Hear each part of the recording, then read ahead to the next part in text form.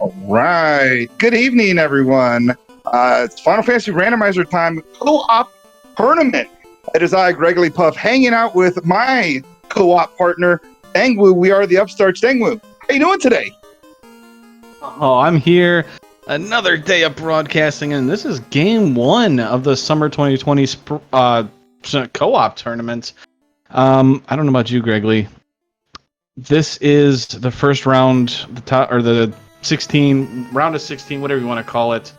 And these two are about to go at it. Left-hand side, I think most people will know them from Team Clever Team Name, Sonny Wrath and Dark Moon. I mean, they've been around forever, and Sonny Wrath's an awesome runner that went undefeated in Spring Tournament 2020. Yep. And on the right-hand side, the dark horse of the Spring Tournament, Ganon's Gone Wild.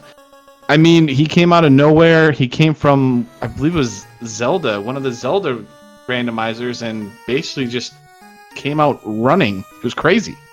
Yeah. And he picked up a duckling along the way in Fryteeth. So Fryteeth, relatively new member of the community. They've been around about 2 or 3 months, been doing a lot of the duckling stuff. Did pretty well in the Duckling Derby.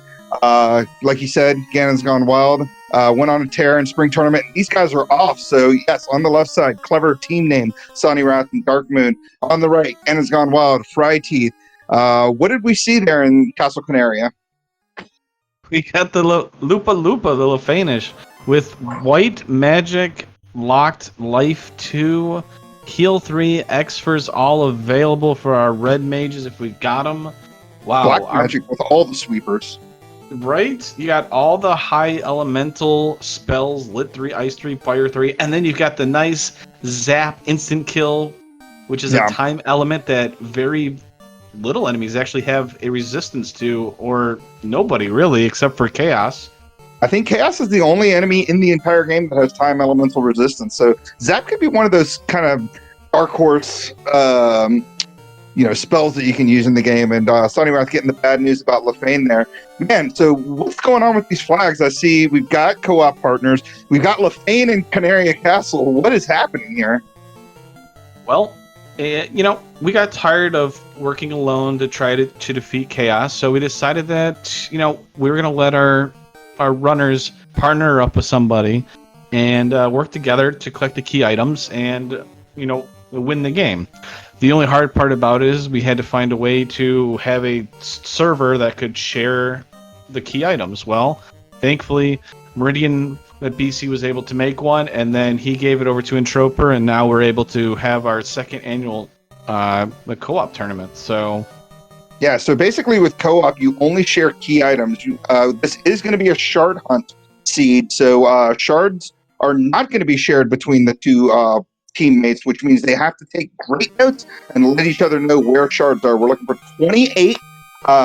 You'll get 2 shards for lighting up the earth and the fire orb, and 4 for lighting up the water and the wind orb. But obviously you don't have to do that, and those shards, of course, will not be shared either. And instead of calling them shards, we've got our first Esper over on Sonny Wrath's side. Looks like we got a Topher and a Topher.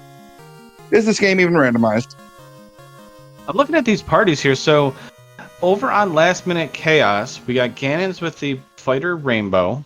I believe Fryteeth, as soon as he gets into combat, has about the same party. Sonny Wrath on the left-hand side is running the party that I run, the Fighter Thief White Black. And we got an early tail, so Sonny Wrath's going to be really happy about that. Especially if we can find Bahamut early. Yeah, it's crazy. So, yeah, Sonny Wrath and Dark Moon are running our parties, basically, because I run the Fighter White, Double Black, and you run the Fighter Thief, White, Black. Whereas Ganon's Gone Wild and Fryteeth, they're running the Fighter Rainbow. So we've got a lot going on. Like, they are flying all over the place. Fryteeth has, already cleared most of, the Elfland continent. He's already seen that there are a couple dungeons in Elfland and Elfland Castle. Got Mirage 2 and Earth 2. And then over at Northwest Castle, I thought I saw Canaria Castle, and then down in Marsh Cave, I want to say, was the Air 2, or Sky 2. No, sorry, Gaia. Good Lord. I'm getting my screens mixed up because I saw that Dark Moon picked up the tail out of Sky 2, which must have been Dwarf Cave. Well, and Ganon was able to find Bottle, and his partner Fryteeth was already at Gaia. So they're already turning it in, and there's our canoe, which opens up the entire southern continent, essentially. Yeah. We now have access to that ice cave location, that volcano location, and Crescent Lake. Yeah. I wonder if the 2019 co-op champions are hanging out there right now. This spells that and dandy, you know? Whew, but Dark Moon got beat down by some undead right there. Zombies and ghouls just took them down. Looks like Provoca's got one of our Cardia treasures, the 3-1, with that one dragon that's always in the way. And man, the teamwork over on the right side is unbelievable. As Ganon's Gone Wild already getting the key from Sarah after killing Garland. And that's another incentive location, too.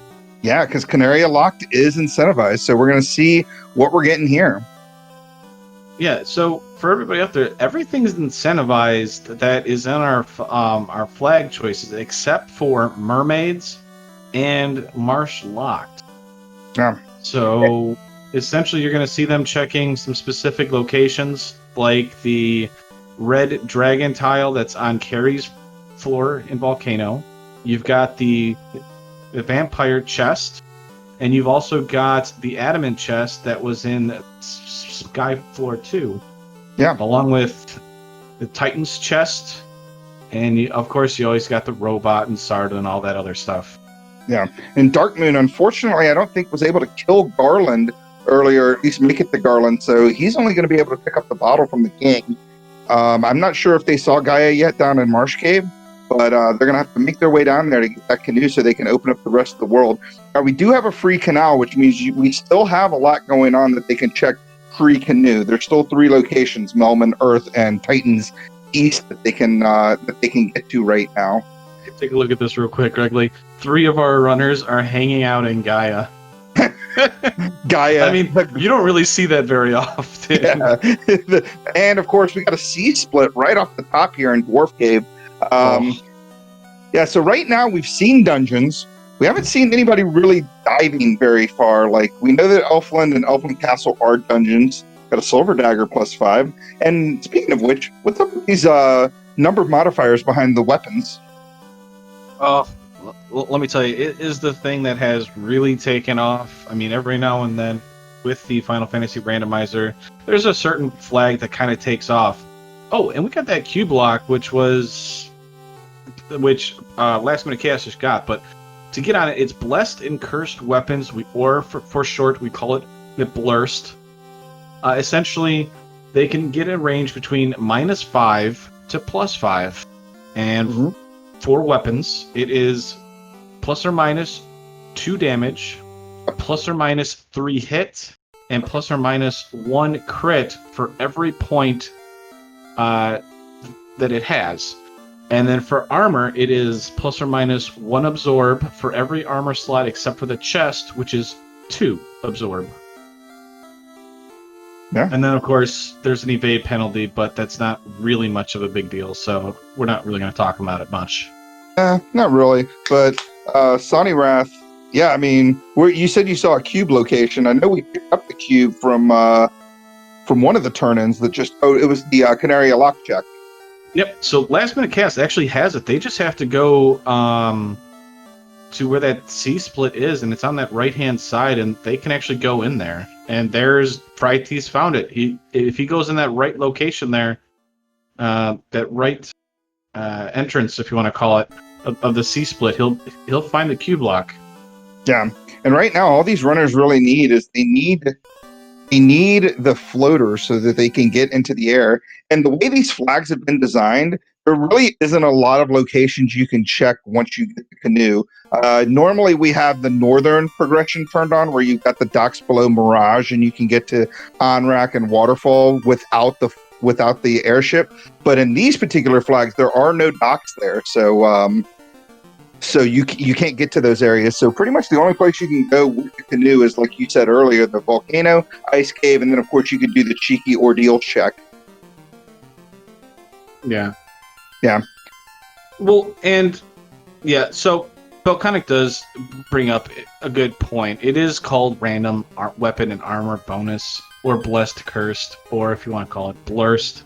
But yeah, no, you're absolutely right. I mean, we also have the Melman location because we get that free canal. Mm-hmm. We have the Earth location. We've got the Titans East location to check. I mean, we've got a lot of places to check. And, you know, one of the cheeky checks to remember is to go to that Ordeals early, because with the canoe, there's a river spot that you can hop into that leads right to Ordeals.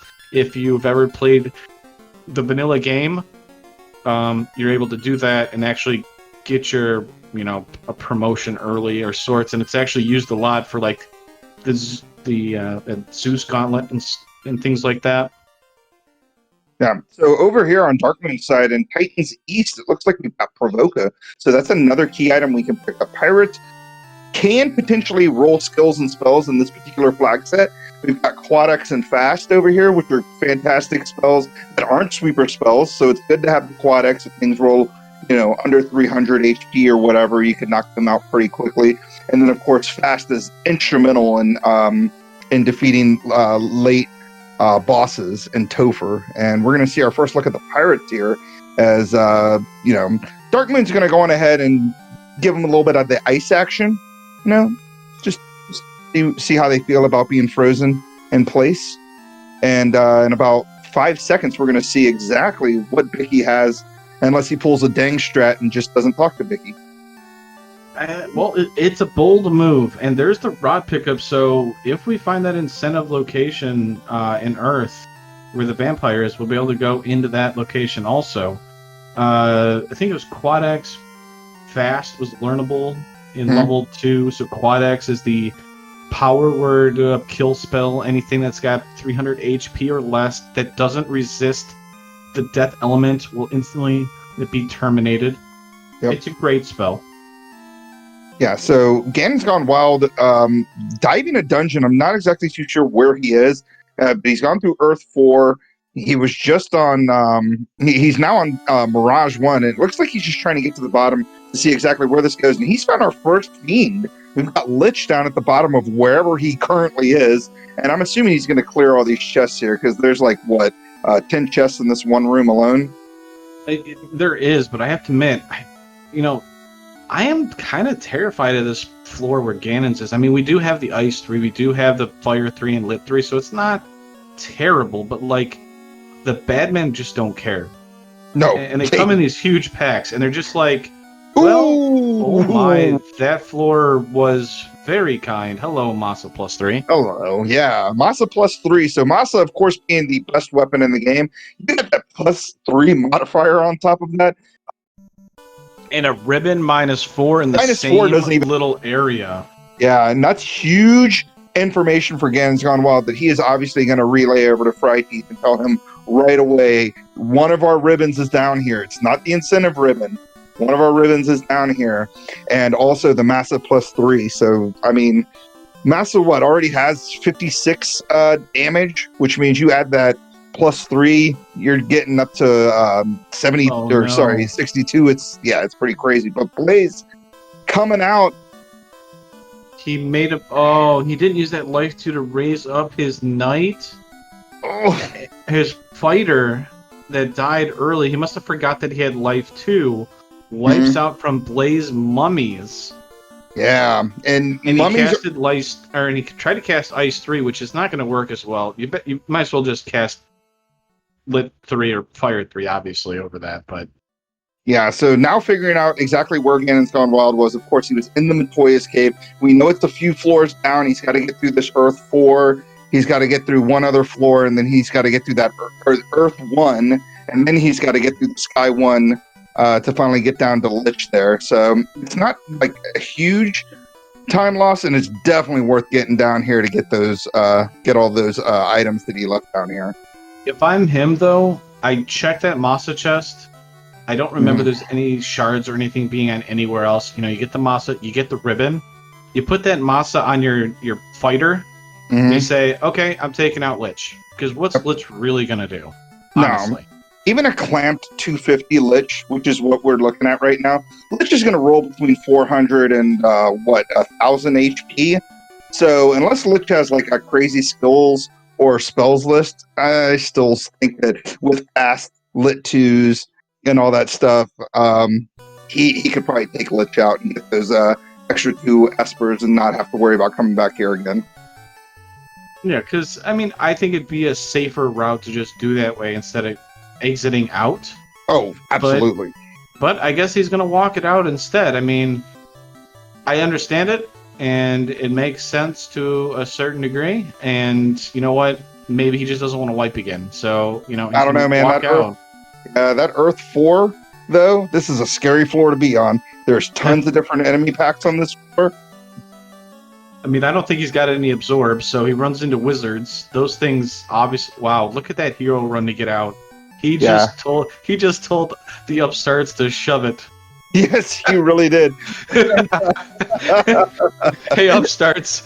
You know, it's cool that you guys are the top 8 and all that, but I'm gonna do something else. I'm gonna prove you all wrong. Okay, fair enough, Ganon. You win. Sonny Wrath finding Lich as well. Ooh, and Dark Moon over on our bottom left here finds Bahamut, so he can do class change right now, which is huge. I think, you know, obviously any party that doesn't have a black belt in it benefits greatly.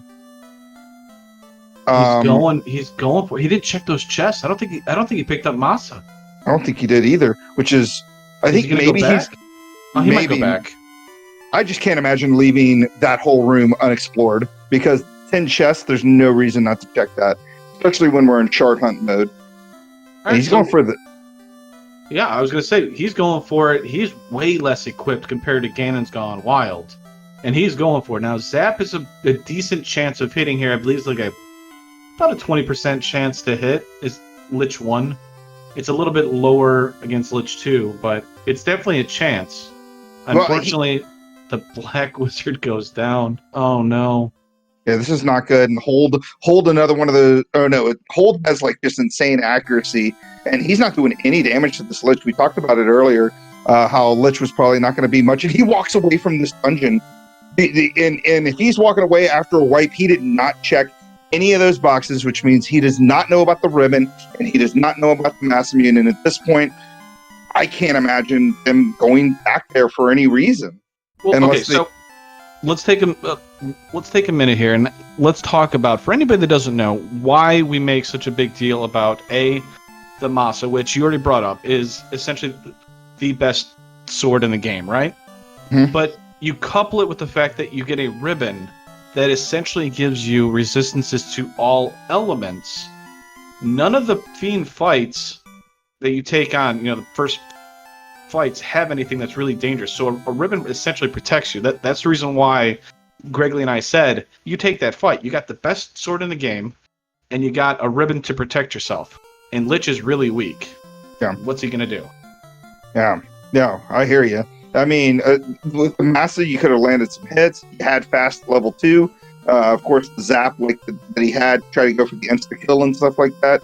Masa would have made that much better. And then, of course, having the ribbon, having those elemental resistances is nice. So Ganon's Gone Wild, I noticed over here on our top left screen, has found the other split. So there's 2 splits in the game when you're doing entrance 4 shuffle. You got the C split, you got the Marsh split, both of which are on the ground floors of these particular dungeons here. And those are the only 2 times you need to really be all right, so Marsh top goes to a different place and Marsh bottom goes to a different place. As we saw here, Marsh top takes you over to Dwarf Cave. And we saw the C splits, but for the life of me, I'm struggling to remember exactly where they ended up going. Well, we know the right split led to Cube Lock, which I don't remember where. Yeah, like you said, I don't remember them. I don't know where they went off to because I don't think any of our runners actually went on that right split. Okay, so Ganon's Gone Wild is in the Crescent location, so he's him and Fry Teeth, they have really cleared a lot of this game so far. We're talking about there's only 3 locations left that they have not dove and I think seen the bottom of. As Fry Teeth is going to get that ribbon and that Masa, and more than likely in his situation here, he's probably going to try to kill Lich. He's level 8. He's walking out with it. He didn't equip the ribbon either. Ooh, So that could be... So this is something to pay attention. The bottom right-hand side there, Fright Teeth did not equip that ribbon. So if he runs into mummies with Blaze, that White Mage is going down. His party is going down. He's got no Life 2 available. No. Ganon's gone wild. Going to see what the rest of this March split. And we got the Rod locked room, which we saw the Rod on both sides. So yes, both teams have the Rod, so we can actually get past this particular floor here and see what's at the bottom of this. Yep. And yeah, I think so. Here's the dangerous spot here. Bright Teeth is trying to get through this Earth floor 4 here. It's a long journey. Spectators, he gets ambushed. I mean, I know we're kind of commentating right now, but this is kind of a thing that can cost him a lot of time. There goes his fighter that has the Masa. Yeah. Delassa in chat wondering if Earth is incentivized. It is in fact incentivized. Every incentive location is incentivized tonight except for Mermaids and except for Marsh Locked. So anything that you could typically click to make incentivized will be, except for those locations I just mentioned. So all he's got to do is kill this vampire. Not only can he get past this room, he can obviously see what the incentive box is here. And he's got the rod, so he can go through that. So there's the herb. We have not seen Elfland Castle, so that's not really useful, unless, of course, behind the rod is Elfland Castle, which could potentially happen. Right. So he's waiting for his teammate. He doesn't want to move and get ambushed by something that just absolutely destroys him. He's waiting for his teammate. There it is. It went from Ganon's Gone Wild's inventory to the neutral server, and then it went to his partner's game. One of my favorite rooms in the entire game, we call the Agama floor here, because Agamas are on the spike tile down in the bottom right-hand room here. But lots of chests on here, lots of damage tiles, which means you can just like avoid a lot of encounters going through here and clear it very quickly. As you can see, there's going to be 5 chests in this particular room here alone. And we've already seen one Esper. That's our second on this floor. I was going to say is what we should also mention here is he's about to find out. No, it's the right? The Grey Worms have the Wiz Mummy tile. So we have a flag on. It's called Better Trap Treasure, and what that means is certain spike tiles, like the one that he just went into, that upper right-hand chest it has a chance to get better items like ribbons, ice armor, ice shield, things that are good, a sun sword and stuff like that. So, or a pro ring. So it'll be interesting to see what he gets. See, an ice shield there. So there's certain chests that just have a higher probability of getting something really good, but it's hidden behind a spike tile. Yeah. I hate to see that. Not only is the mummy battle unrunnable, but it blocks 2 of those better spike treasures, the one being, of course, on the armory floor, and that particular one that he made it through there. So, big group of mummies. Luckily, didn't see the blaze come out this time around, was able to take him down with the lit 3s, and was able to keep it moving. But I know he had to sweat a little bit. And he got an ice 3 shield. He got the ice 3 shield, which gives you resistances to fire now. So, we have the ribbon, and we've got an ice shield to block it. So now 2 of our light warriors are protected by blaze, so that's good news. And we found Excalibur -2. Yeah, and we got all the Espers in the game are in this particular dungeon here, as there were 3 on the last floor, and there was actually 3 in that one room alone. And you guys might have seen that Ganon's Gone Wild picked up an A-Ice. What's that A-Ice about? What was that he picked up there? Oh, the item magic? So we shuffled item magic. So in our beta site, even on our live site, you can get item magic. Now, our original plan, or at least the tournament organizers, was going to do it on alpha, and we have a flag that's called balanced item magics, where no nuke or fade gets rolled into the item magic, because then you have infinite cast of nuke or fade, which kind of trivializes,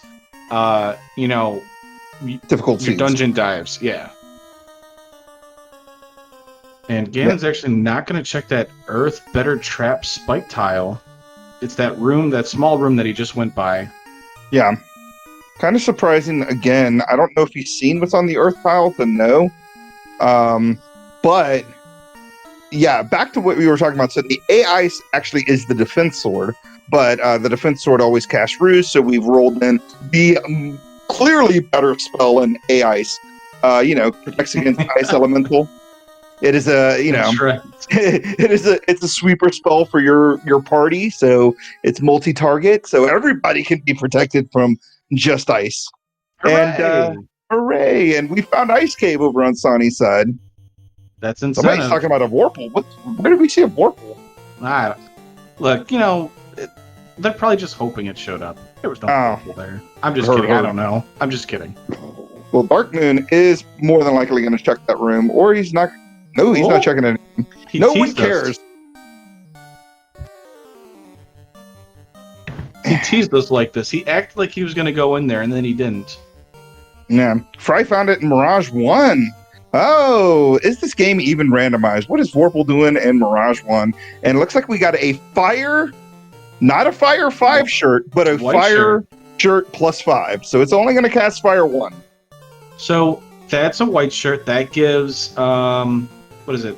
Fire resistance and death resistance to the white mage.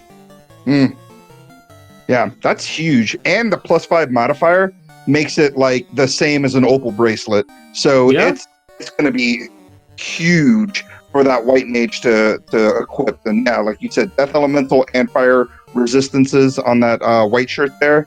And Sonny Wrath going down because unfortunately we do not have warp and we don't have exits. So we are full clearing and we are walking things out of these dungeons. And these vampires, man, they are doing a number here, and he is not getting the turn order he needs to get through that battle. Sonny must be not a Team Edward fan club, apparently, because they are just pulverizing poor Sonny. Yeah. Luckily, able to get through it the second time. Got a gold bracelet +2 out of there, which is good information because we know gold bracelets will be in shop somewhere, and buy a bunch of them if he can't find better armor for his black mage. And it's pointed out in chat, the reason why vampires are so deadly is they essentially, I feel like they bypass absorb. You know what I'm saying? Like, it's so hard. They're just like, oh, you have all this absorb. It'd be a shame if I hit you for triple digits. Still. Yeah. So gets a Sun Sword -1 for his equips the hold staff. We don't know exactly which staff that. I'm assuming it's either the heal staff or the wizard staff. But actually, it's got to be the wizard staff because he put it on his black mage with the +5 modifier. I mean, if he needs the melee, he might be all right. I mean, yeah. I think it's there just to to give some swag to that black mage. And look, and blink and you miss it over on Fryteeth's side. Takes a wipe on these vampires, man. They are not messing around. They are no fun. That looks like all the mage gear, all the bracelets have rolled plus so far. Silver +2, gold +2, so and for our mages. Yeah, and copper I think also rolled up. I want to say it was like a +4 or something. So the blur stuff or the random weapon and armor bonuses is really nice to mages specifically, I feel, because let's say you're in Canaria and you find a cloth, but it rolls high, like it rolls like a +3 or +4. Like originally in the game, you may not pick that cloth up because it only has like a 1 absorb. But now if you got a +3, you're talking like, what, 7 absorb? That's much better. Well, yeah, and to kind of go, okay, so Sonny's about to check the banana peel on Sonny Wrath. He has fallen and has to make another journey around the Earth Cave. Oh my gosh, I have to put this in my notes so that I can ask him about it later. The banana peel is real. Oh no. It gets you every time. It really does. If only he had some cap helms to help him to get through this quicker. I'm telling you, it works. But no, okay, so there's the TNT there.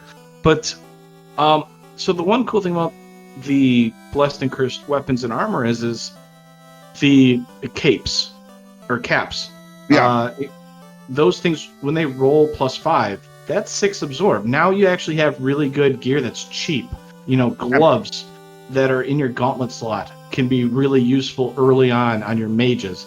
The buckler, like all this stuff that you would normally just completely pass over, is like, wow, now my mages aren't getting one shot by the wizards like on Darkmoon's side or something like that. They might actually survive a hit or two. Yeah, Delassa wondering in chat what happened on Sonny Rat's side. He didn't check the incentive box and accidentally fell in one of the holes after taking the spike tile. So unfortunately, has to do the loot all over again. And over on Ganon's Gone Wild side, we're seeing our first look at Marsh 3, which is another one of our incentive locations here. So pretty quick. Actually, not a quick check. This is one of the kind of longer checks if you end up full clear in this room. Just because there aren't very many chests down here. I think 13, and they're all in different rooms. I think the only room that has more than one chest is the room he just walked out of. And Chad helping us out, Black Mage, thank you, letting us know that Earth 2 does have a dragon armor, and I didn't see the modifier on it. Did you? It rolled neutral. Neutral. That's still great. Yeah. You get resistances to fire, lightning, and ice, and essentially the highest absorb that a knight or fighter can equip. Yep. And we'll definitely take that. There's Kraken. Oh, come on, Sonny, you got absolutely nothing on your characters. There's no way that could go badly. Yeah. If only he had found. If only they knew where a Massa +3 and a Ribbon -4 were.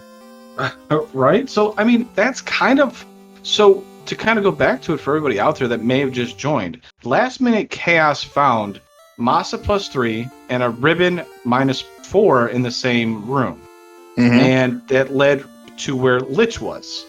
Now, Last Minute Chaos decided not to do it. If they had defeated Lich, that is 2 extra shards for defeating Lich. Yep. Now, Clever Team Name found Lich, tried to take on Lich, and failed, and never went back to check those chests, so are missing those 2 items, which are very crucial, very important, because that white mage, well, there's the floater, hello. So the TNT that Sonny had to make 3 trips in Ice Cave was well worth it. Yeah, so Darkmoon and Sonny, the first team to probably be in the air here in just a little bit, as Sonny's right there. They must have kind of had an idea that would happen, because he was kind of already heading there before Darkmoon even got the floater. And yes, Lightyear in chat pointing out that the crystal was found by Ganon's Gone Wild here in March 3 as he continues to dive this floor, picks up that lock axe. That's it. That's a good spell. Yeah. I mean, lock is great in this particular flag set because we do have clamp bosses up to 250%, and it is quite possible for a Kraken, a Tia 2, or a Chaos to roll pretty close to max evade, and you'll have to use those lock spells to lower their evade so you can actually land some hits. Yeah. Anytime that you can get something like a lock, a temper, a saber to roll an item magic, or a ruse or invis 2, or even an invis, the reason why they're so important is you're not being forced to use up your spell charges. And if, let's say, invis 2 was along with your fade charges, or invis 2 is with your life charges, and same thing with temper and saber being with your nuke charges and stuff like that, we're not eating them up. Now we can use them longer. Yeah. Darkmoon down on your left-hand side here, it's the crown from Sarda, and Sonnyrath getting the crystal out of Marsh 3. So already, as you can see, I felt like Ganon's Gone Wild and Fried Teeth kind of had a lead there for exploration. Getting in the air early, and now they've divided and conquered, and already have picked up some of the key items that these guys have had picked up beforehand. Now, here's the interesting thing. Okay. Because Sonny got booted out of that dungeon, which is only worth 2 shards, we know what's there. in your mind, if you don't know that anything's there and your partner hasn't told you, and I haven't said specifically, hey, Mirage 1 is here, Lich is here, maybe we should go back for what's down there, because it was pretty deep on that floor. I want to say it was 3 or 4 floors down that Mirage 1 was, that had, or not Mirage, I'm sorry, Sky 1, that had the ribbon and the massa. Do you see them going back to there to kill Lich? So to answer that question, I have to ask you one in response first. Now, am I going under the mindset of the upstarts, or am I going under the mindset of clever team name? Because depending on what you tell me, I'm going to probably respond differently. If it's the upstarts, you and I probably told each other and we never listened. If it's clever team name, they definitely have said, hey, Glitch is here. I didn't check in any of these chests. I would assume they're going to go there. Yeah. If they need it, to go into go mode and need a couple chests. Now, the question becomes is, do they check those chests if they're in go mode and only need the two shards? Probably not. Yeah. Looks like Darkmoon finds Carrie as well. And Carrie down here in I think one of the Cardias, or is he in Onrak? He's somewhere on the northern continent. And so he's going to check this key item check here after taking on this, what we lovingly call the XP Pinata pack here, because this is one of the best XP grinds in the entire game, if you can kill it. And I want to touch on this again, the reason why, you and I kind of, or at least I have been retouching upon why Masa and that ribbon is so important. What spells have we actually learned? We've only got level 1 and 2 magic.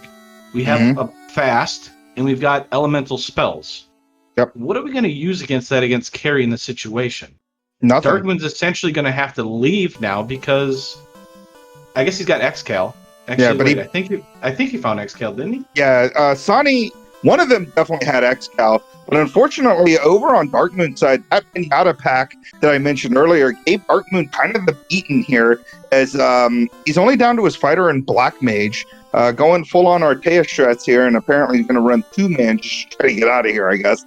Darkmoon did get one of our incentive ribbons, though, out of that room, so at least he has a ribbon now. And on Sonnyrath's side, who is in Cardia Woods, found Waterfall and picked up the ruby.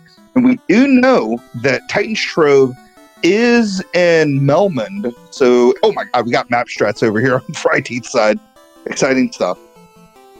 I mean, so he's probably going to Ordeals, because that's the Northern Progression is not open. There's Warp that's level 5 learnable.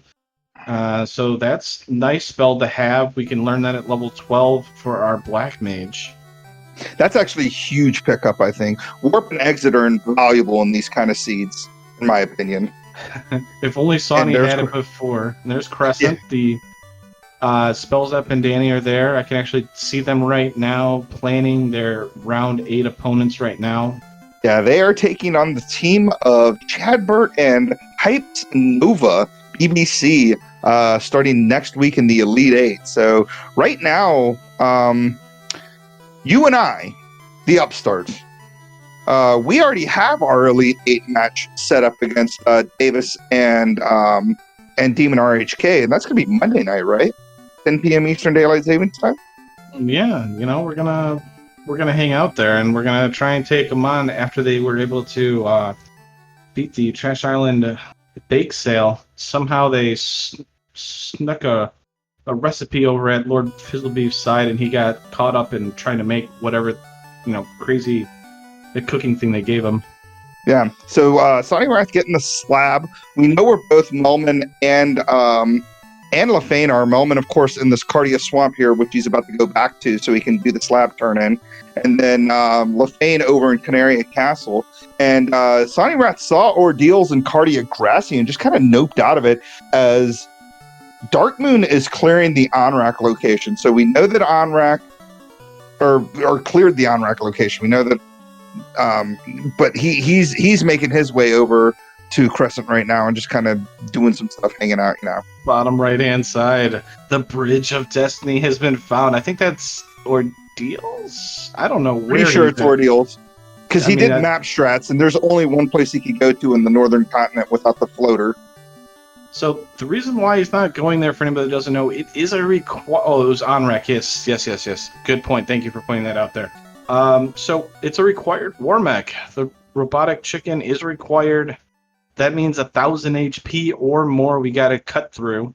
Yep. And by the way, he has all the spells and skills potentially from the Fiend refights. So he could have nuke, nuclear, slow 2, zap, all that nasty stuff. So, and he hits like a truck. Yeah. So, yeah, Fry Teeth obviously knows he can't kill Warmech. He can't really do anything, so he's going to go on ahead and nope out of there. And right now, we know what the key is for Ganon's Gone Wild and Fry Teeth. They need to get to Ice Cave, which, to be honest, I don't remember off the top of my head where Ice Cave was. They need to get through Ice Cave, and they need to get the TNT out of there and make it back to Dwarf's Cave, which was part of the March split, which was in Crescent. And it looks like Ganon's Gone Wild did find the Ice Cave. It was in Dwarf Cave all along. Yeah. And so, you know, I had a train of thought there, and I kind of got the... I'm looking at this, and I'm like... So they're actually going to finally get to this Ice Cave now, which is what's required here. Great. Yeah. So what I was going to say was, so the spell list in level 6 magic...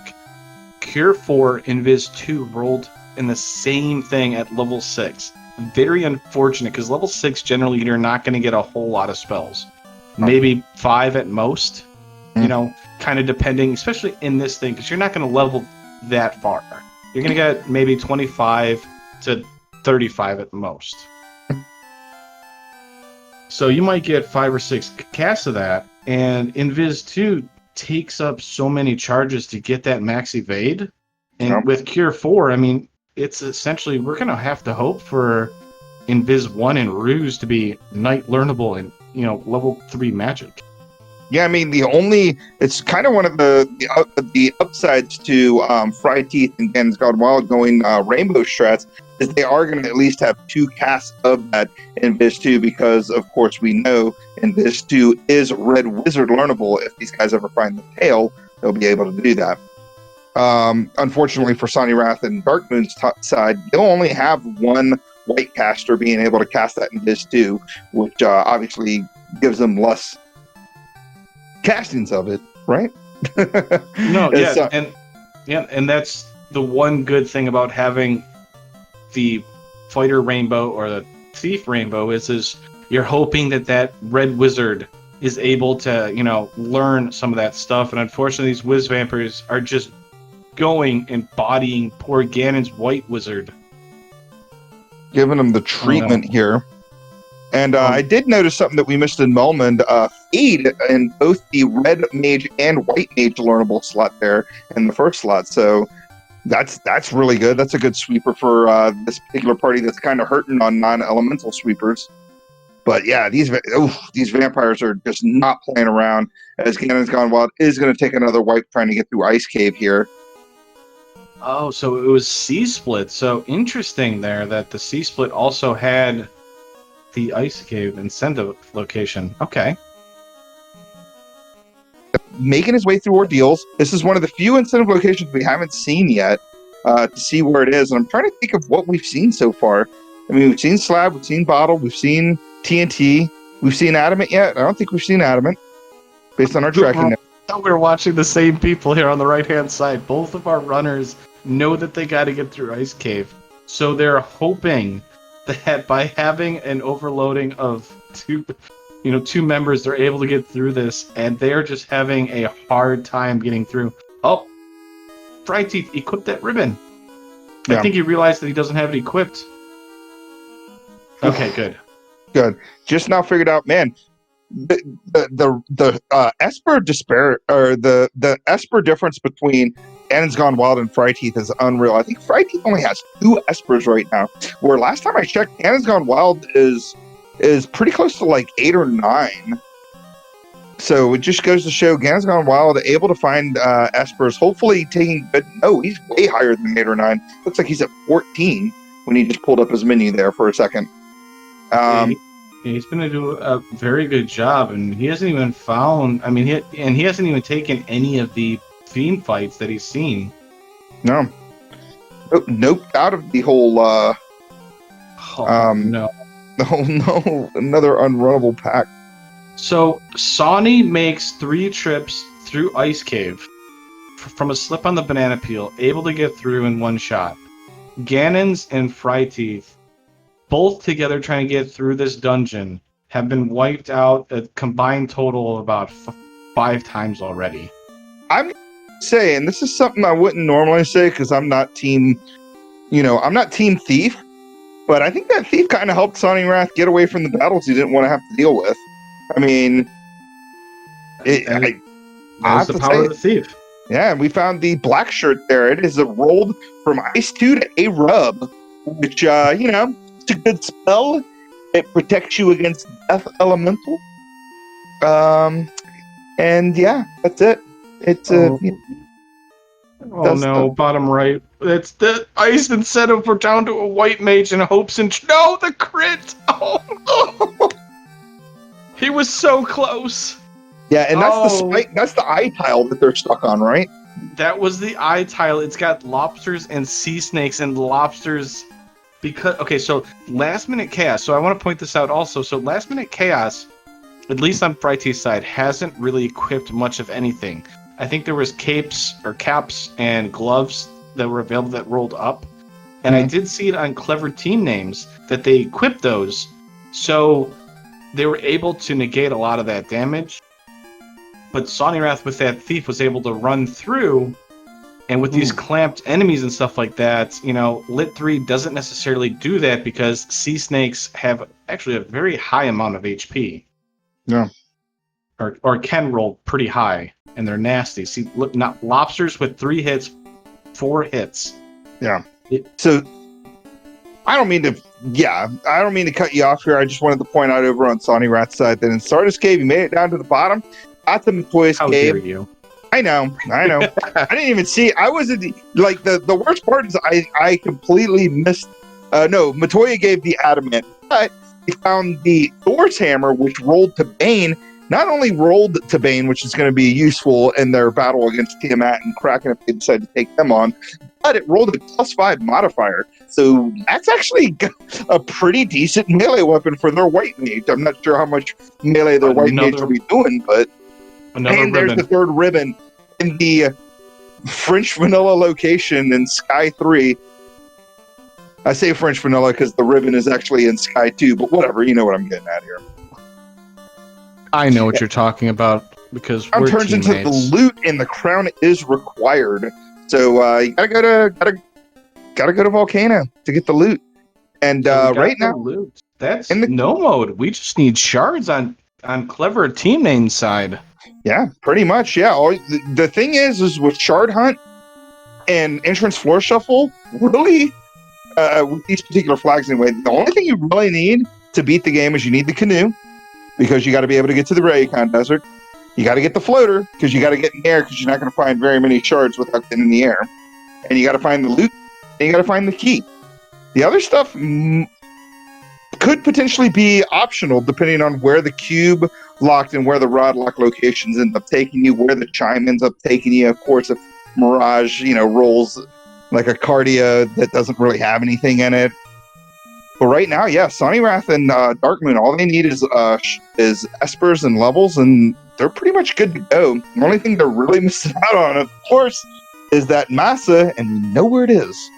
So I'm interested to see now, because they know they need shards, if they're going to go back to that location, knowing that Sky 1 was there, knowing that Lich is there, and it's an easy 2 orbs that they could potentially get, plus open up 10 boxes. So our awesome trackers, Jay Scheidel, Sunflash, pushing the 1s and 2s. Hey, Ganon's gone wild, finally able to make it through. Going to make sure that they both made it through at the same time. Both of them are going to try to get out because there was a lot of good items to get through that ice cave. Have been keeping track of shards. Unfortunately, we're not able to put it up on the tracker itself. But as of right now, Sonny has 12, Dark Moon has 11, Ganon's got 14, and Fryteeth is around 2. So, shard count. Clever team name looking real. Oh, there's a Cure 4 gauntlet. I got slightly distracted. So Yeah. Cure 4 gauntlet, huge. Makes that Invis 2 thing, that whole contradiction of it's going to eat up all my Cure 4 charges, gone. Now I don't have to worry about it as much. But, so Clever Team Name's got this actually pretty substantial shard lead, and they're in no mode, or shard mode if you want to call it, where they only need to find shards. Yeah. I mean, Fried Teeth needs to catch up, but you and I have been in that situation. The best part about co-op is we're talking with people, and we have a spreadsheet, so we can make that up really quickly if needed. But the thing of it is how well did you keep track of notes? And, how deep are they? And can you navigate it quickly? Because you can go from 2 shards to 28 very quickly. Yeah, absolutely. And pointed out in chat, somebody said that we had a Gurmadusa tile. Did I see that correctly? Yes, on Tiny Rat's side, he's grinding Gurmadusas, which is, he's already done the tail turn in. He's done everything he needs to do. He knows he just needs levels to get through Topher. May as well go on ahead and just start your grind now, because the XP is really good in these particular flags. And Dark Moon turning in the herb is going to get us the chime. I don't know if Mirage Tower is going to be required. Not required, but is going to net us really anything at this point, because we've already seen kind of we've seen the ribbon, the incentive ribbon. We've only seen one dud item, I think, and one turned into an Esper, I believe. Yeah, so one dud, one turned into an Esper. Yeah. Yeah. There's not really how much left out there. Yeah, the only thing we really haven't seen out of Dark Moon and Sonny's side that I can think of is, they've got the Excal 2. Sonny would like to probably see a Katana or a Vorpal to throw on that Ninja. And of course, they'd love to see the Massa, but we already know where the Massa is. Yeah, it's so the Excal it's a good weapon. And the only thing that pushes me away from the Excalibur is Mirage. Wow, Chime leads to Elflin, so there's Nuke. Very much required. Saber. Hello. And there's Nuke. So yes, Chime very much required in the sense that you might want to go there and get good spells. And Exit's there too, along with Harm 4 for your White Mage also, so can't go wrong, or your Red Mage in the situation. Not too bad there. So I don't think the only thing Life's there too, so that's okay. And it's Red Mage learnable too, so that's actually going to be good news for Ganon's Gone Wild and that'll be good news for Ganon's Gone Wild and Fry Teeth. Not that they don't have a White Mage, but just more options for them to keep people alive. Throwing it on the Red Mage there. Because the Life 2 was completely unlearnable for not only the Knight, but also the Red Wizard.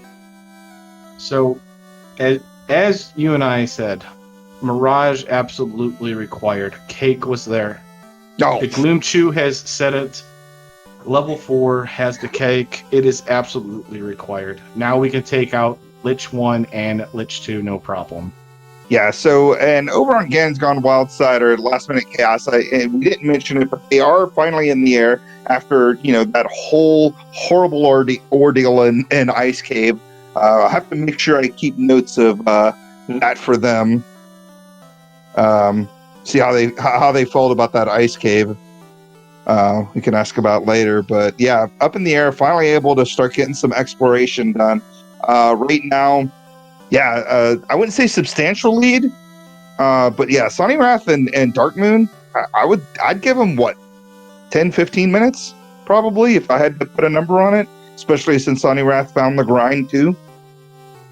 Yeah, they're definitely in a very good spot right now. They're approximately from what the trackers are telling me, 12 or 11 shards. I feel kind of low considering Ganon's is at 16. But, as you and I said, that can change really quickly.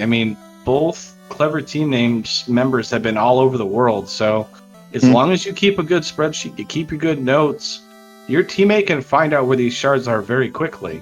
Yeah, I just looked. Sorry, I did not mean to cut you off again, but I looked over on Sonny Rat's side, and he's already at level 24 on his party.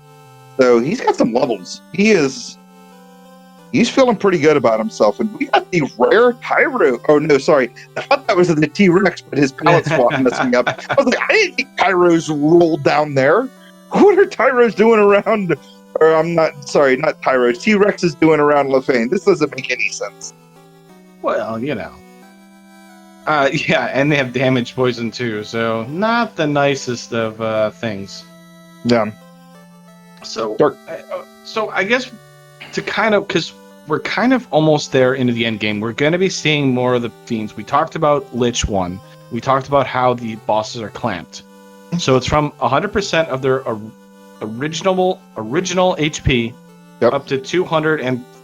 50%. So that means that their attacks, their damage, their hits, their absorb, evade, everything is clamped and can go up an additional percentage, making Kraken able to just one-shot your knight if it rolls high enough and gets a couple crits. Your Black Mage and White Wizard are more than likely going to get demolished on a turn 1 punch. It just makes these fiends a lot more dangerous in general, and you actually have to play it smart. You either have to go all offense and hope that there's no evasion on these bosses, or you have to go a little more defensive and hope that, there's no double nuke or double the nuclear that's coming out. Yeah. Yeah, I mean, yeah, exactly. Like what we talked about here, like, it can get pretty dangerous pretty quickly when you're talking about these clamps. You got Lich, which can obviously roll between 400 and 1,000 HP, like we said earlier. Carry's going to, each one that has higher HP, of course, has a much higher HP pool that they could roll through. So, again, Carry could roll from 600 to, 1,500 HP? Yeah, it sounds about right. Kraken, kind of same deal, 800 to 2,000. Tiamat, 1,000 to 2,500. Chaos, of course, being the last big one. It roll between 2,000 and 5,000 HP. And then again, it doesn't end at just HP. It is the amount of hits they can get. It's the their attack power, their evade, their absorb. So you do not mess with clamp stats is all I'm saying. Yeah, and I mean, and that's kind of why you and I have said, at least in this, is a White Mage is kind of required, because White Mage keeps you with your heal spells. If you're 8 dungeons deep, a White Mage generally will have some sort of heal spell to keep up your allies, so you're not using up all your potions, because you go through potions really quick on an 8 floor dungeon dive really quickly. Absolutely. So it looks like Sonny Wrath and Darkmoon are clearing out some dungeons they weren't able to clear out in the early game. It doesn't look like they were able to get through this Elfland City dungeon that they're currently in that led to Mirage 2. So obviously in full-on shard hunt mode right now. If I was I wouldn't say if I was them, but I've got to be thinking in their head. Okay, we need shards, right? Because according to our tracker, we're like 11 and 12 respectively from Sonny Wrath and Darkmoon on their side. They got to get to 28. The easiest way to pick up some shards is obviously to kill some fiends. You'd know that Mirage 1 is on the way to Lich 1, and it's not too terribly deep. It's like 3 floors down. I don't know, man. I go back there. I go back there. They're going there, because I think this is it. No, I don't think this is the room. I thought it was Matoya's cave. They're in Elfland City right now. Oh, diving around. Well, I mean, so they did pick up a Vorpal though. The game changer does work in clamp bosses because enemies generally have high absorb, and with that insane crit rate that the Vorpal has, it can punch through that absorbed heavy enemies or bosses. Yeah. And it rolled neutral, so it kept all its base, damage and crit rate and stuff like that. So it's good to work with right now. There's no issue. Yeah. And Life If they Reboot don't find showing up. Masa, that's right. Life Reboot with that raid. Thanks, Life Reboot. Yeah, bring us a party of two. Hey, 2 more people watching this amazing race between Clever Team Name and Last Minute Chaos. This is race number 1 between these 2 particular teams and our 16-team co-op tournament. We are still in the Sweet 16 phase of this tournament. And yeah, we don't know what's going to happen until we get to the end of this race between these 2. This is the game 1. So whoever wins obviously will be 1-0 against the other because it is a best of 3 per bracket stage. What you just heard, that is Gregory Puff. I am the other half of Team Upstarts. My name is Dang Wu. And we're here bringing you the Game 1 action that we keep mentioning because, well, it's a hype match. Clever Team Name, Sonny Wrath, the undefeated in the Swiss rounds of the 2020 Spring Tournament. Dark Moon, he's been around everywhere. He does a lot of our graphic designing and stuff like that. Ganon Gone Wild, the dark horse of the spring tournament, really came out of nowhere. You know, raised a lot of eyebrows, and a Duckling and Fried Teeth. So a very well-rounded match going on here. And wow, I just realized that Waterfall had like 2 or 3 Espers and a Katana. Yeah. And there was one floor in particular that led to a Cardia, and it was the Agama floor leading up to it as well, that had like 7 or 8 shards like total in the entire dungeon. It was crazy. And Ganon's Gone Wild, I don't know if he found the Gurmedusa tile or if he's just taking on Gurmedusas, but if he did find the tile, that's going to be pretty good for them because they have not seen... Well, it's not good for them right now because obviously they want to do class change before gaining too many levels. But yeah, this is going to be good as far as getting levels. Just seen Dark Moon's screen. He's got 16 shards. He's 12 away from go mode. Sonny Wrath's going to pick up, I think there's one here in Dwarf Cave. Hopefully we'll get to take a look, but Sonny menus very quickly. Yeah, he does. I think there's 1 Esper in this or 2 Espers in this room. He should have already picked up 1, and then he just picked up a second one right now. And so he's at 17. I was going to say, Davis in chat, DVS7, answering all the questions I was just about to answer for him that Life Reboot asked. Yes, we are, in fact, Davis and Demon RHK's opponents coming into the Elite 8 that'll be starting this Sunday. Our race is actually Monday coming up at 10 p.m. Eastern Daylight Savings Time. So obviously, feel free to check it out. Join the Discord. Check out the website for the co-op tournament and see what matchups are coming up. I'm pretty excited to take on Davis and Demon RHK. They're called Gilgamesh. Of course, that's a pretty good pun. I'm not going to lie.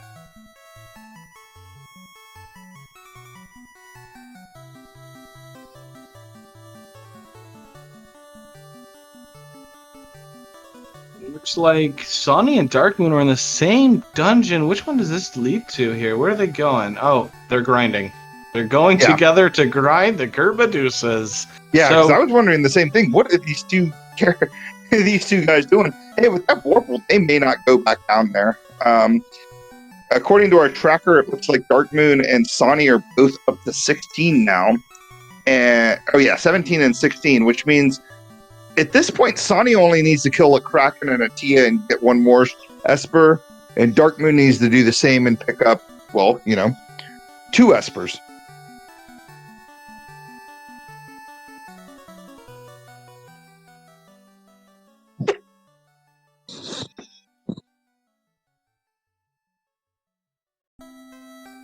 But yeah, having a much easier time with the Wiz Vampire and and the Zombie D when you have phase and nukes at your disposal. So, I want to bring up something interesting here. Ganon's just now promoting. They just found Bahamut. Interesting. So that could be affecting the spell charges that they're going to have. They might have to grind a little bit higher to get those level 1 through 4 spells on the Knight and Ninja. The Knight in Ganon's case, since both of them on Last Minute Cast didn't get a Ninja on their team. Which is surprising, because I'm sure they were the first team to find the Vorpal, right? So did they like kind of nope out of there once they found the Vorpal and never actually went one more floor down to see that Bahamut was there? Or did they see Bahamut and then they got, because the tail was like really early, wasn't it? Yeah, the tail was really early. They might not have went there. I don't know.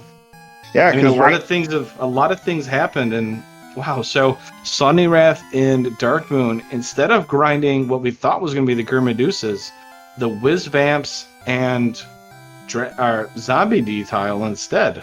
Yeah, I mean, definitely more EXP. I think that the Gurmadusas are kind of quicker and a safer grind, whereas these guys are going to hit hard regardless of your levels and gear that you have on. But I don't know. We'll see. We'll see what happens as they keep going through. Now at this point, we've got Sony with 17. We've got Dark Moon with 16. We've already talked about where they could potentially pick up shards. We already talked about where that massa is. Now these characters or these guys may not feel like they need the massa because they know they have that Vorpal. On Sonny's side, he might want another weapon because we haven't seen Katana yet. And he might want his thief to actually do some things in battle like you do. So what do you think Sonny's going to do? What do you think these guys are going to do to get those last those last couple of espers so that they can go into Topher? Well, it's interesting as you mentioned the Katana thing because Sonny Wrath is the one that did Waterfall. But what he did is, I believe if I remember correctly, he didn't go through the spike tile. The robot was there. He talked to the robot and ran out. Okay. Because Jay Scheidel, one of our trackers, Jay Scheidel and his actual co-op partner that we faced on this past week, Fun Slash, are our trackers tonight. And he is pointing out that there was, in fact, the Katana and Waterfall. I don't remember seeing that when he was in there. So I have to look at his inventory to see if he's actually has it equipped or not. We'll see right here because he's attacking with it. Although Nuke rolled pretty high. Let's see. Yeah, so if we see like a tiny little dagger coming out of Fry, then we'll know for. And of course, Fry's not going to actually attack. So, right. So we'll, hopefully we'll get a look here. So that's Xcal. Yep. Okay. So he does have the dagger. Okay. So he does have the katana. Okay. Okay. So totally mistaken there. That's my bad. I completely missed it when we were in Waterfall earlier. And speaking of, Ganon's Gone Wild. The robot's right there in front of him, but he is going to go ahead and take the spike tile and clear out the room. I'm pretty sure there's at least one Esper in here for Ganon's Gone Wild, which to point out on our tracker here, Ganon's got not at least two Espers in here. Ganon's Gone Wild with the Esper lead right now of all four of our runners here, which that doesn't really matter, but he's got 22 Espers. He's only like, a couple of fiend kills away from going into Topher once he finds the loot. No, wait, he does have the loot. Once he finds those 6 shards. And that katana rolled neutral, so both the highest crit weapons in the game, the katana and the Vorpal, rolled neutral. So those are very good weapons for Sonny Wrath and Dark Moon to use. But obviously that Masa +3, if both teams are in Temple of Fiends Revisited, I give a slight advantage to Last Minute Cast because I think the +3 really gives Masa a big enough bump in damage and a little bit extra crit rate and stuff like that the Masa can do really good work. Now, if for some reason the enemies rolled some absurd amount of absorb or something like that, then the katana on Sonny Wrath might be really useful. Something's happening over on Sonny Wrath's side, and I like what I'm seeing here. He is going into full-on fiend mode. All right, because he went on ahead. He made his way down to Carrie. He's going to go on ahead and kill Carrie. He's like level 30 right now, and according to our tracker, he still has only 17 shards, which means, again, he needs 11 more shards, which is basically all 4 fiends killed. So, again, I keep mentioning this whole thing. You make it over, and he remembers where Lich is, and he remembers, oh, crap, I never cleared that floor to begin with. And maybe he could potentially pick up their 3rd ribbon and that Massa +3. But Sonny, you're such a goofball. Yeah. I like it, though. He lit up the orb, used warp, because he knows he needs a ribbon out of here, because there was a ribbon in the incentive chest here. So good tracking notes on their part. Knowing where everything is, getting through this thing. Fryteeth taking on Carrie on our bottom right here. Not that we need to light up orbs because we need shards, but Fryteeth needs shards, so he knows he's going to go on ahead and get 2 from this particular Carrie battle. His white mage, his quad D, or white mage, black mage, his quad D is down. Gan's Gone Wild is right behind him as well. A big hit from that massive wielding knight takes down Carrie. Fryteeth gets 2 more shards. He is not even at 12 yet. At 11 right now, as Ganon's Gone Wild is going to pick up his ribbon as well.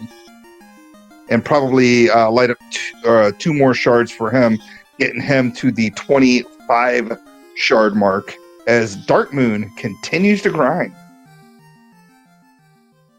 So all 3 of our runners once again in the same location here.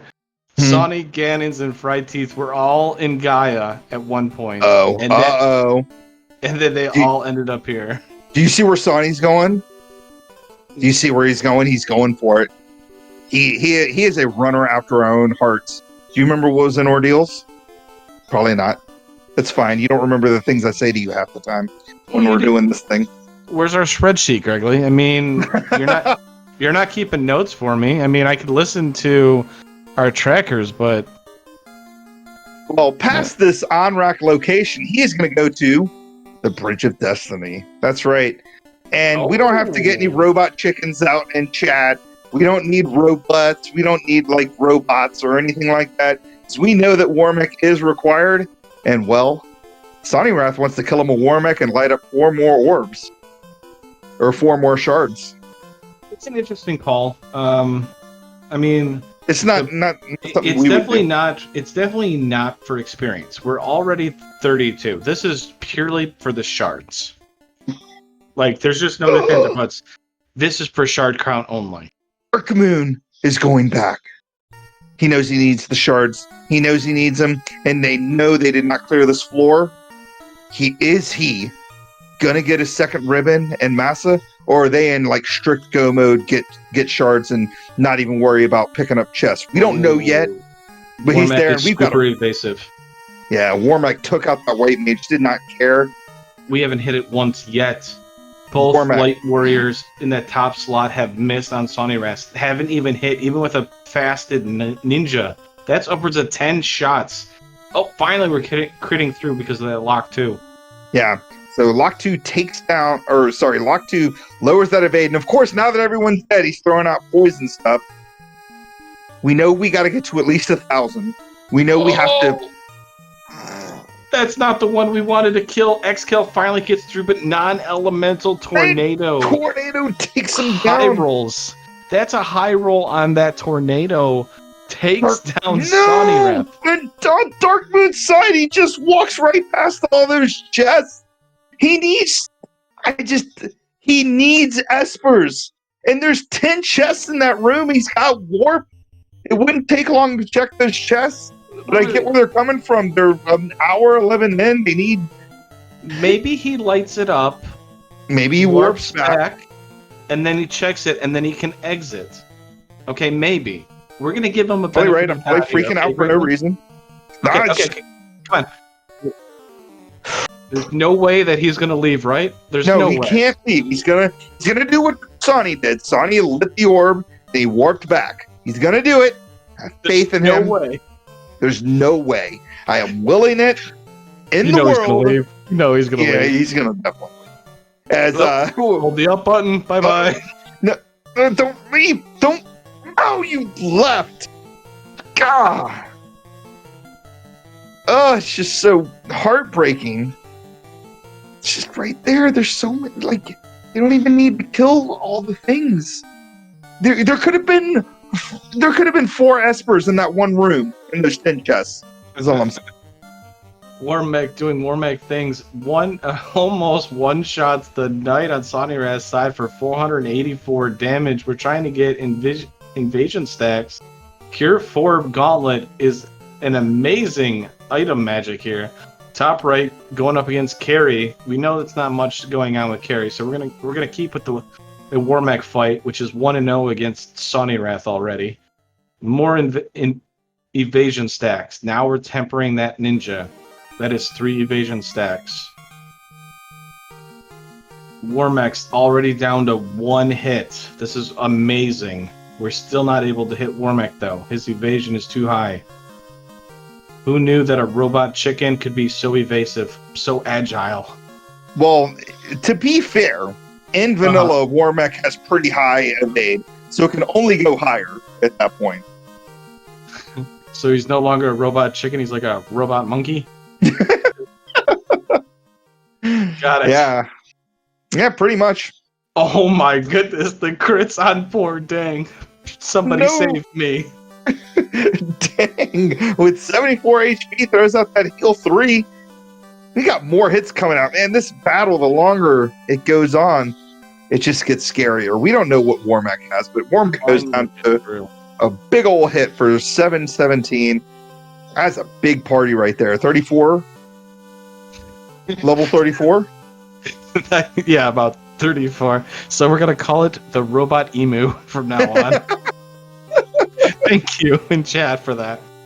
Stu, 729. I'm assuming celebrating a birthday today? Nobody just picks 729 out of their hat as their last 3 numbers unless it like has to represent July 29th, right? I don't know. We'll find out if he decides to respond to that. And we got a Tiamat battle here happening on Sonnyrath's side. We have a Bane Hammer. Do you think he's going to Bane Hammer? No, I mean, I Bane shirted. That's true. Huh? Brack come out ineffective. It's going to be more Brack's casting, going for that Brack strats there. It's got a great chance. It's like a 25% chance. Yeah. Because Tiamat is weak. It doesn't have...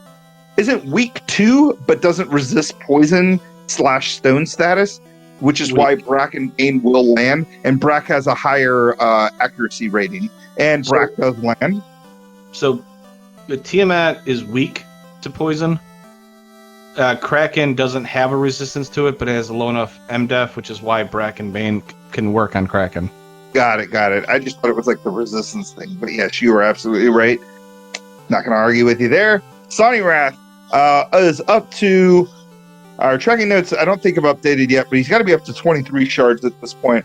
Dark Moon at 19 shards. Going to go on ahead and take on Kraken here in just a little bit to tie up his partner. Still needs, after this, is still going to need another 5 shards. And he's out of fiends. He's already killed Carrie. He's already killed Lich. He just left those 10 chests in Sky 1 just hanging out. We know there weren't Espers there, but there were kind of good equipment. Just kind of decent stuff. Hanging out in that room. You want to take on Kraken and Warmech being pulled on the top right. So both fiends we have not seen here. Kraken 1, not very evasive, but it's got 8 shots. Dang up top. Why are these fiends picking on me? Well, I mean, he did have you in the front slot, so. Yeah, that's true. I was guaranteed I was going to get sacrificed. It's fine. So Ganon's gone wild trying to heal 3 here.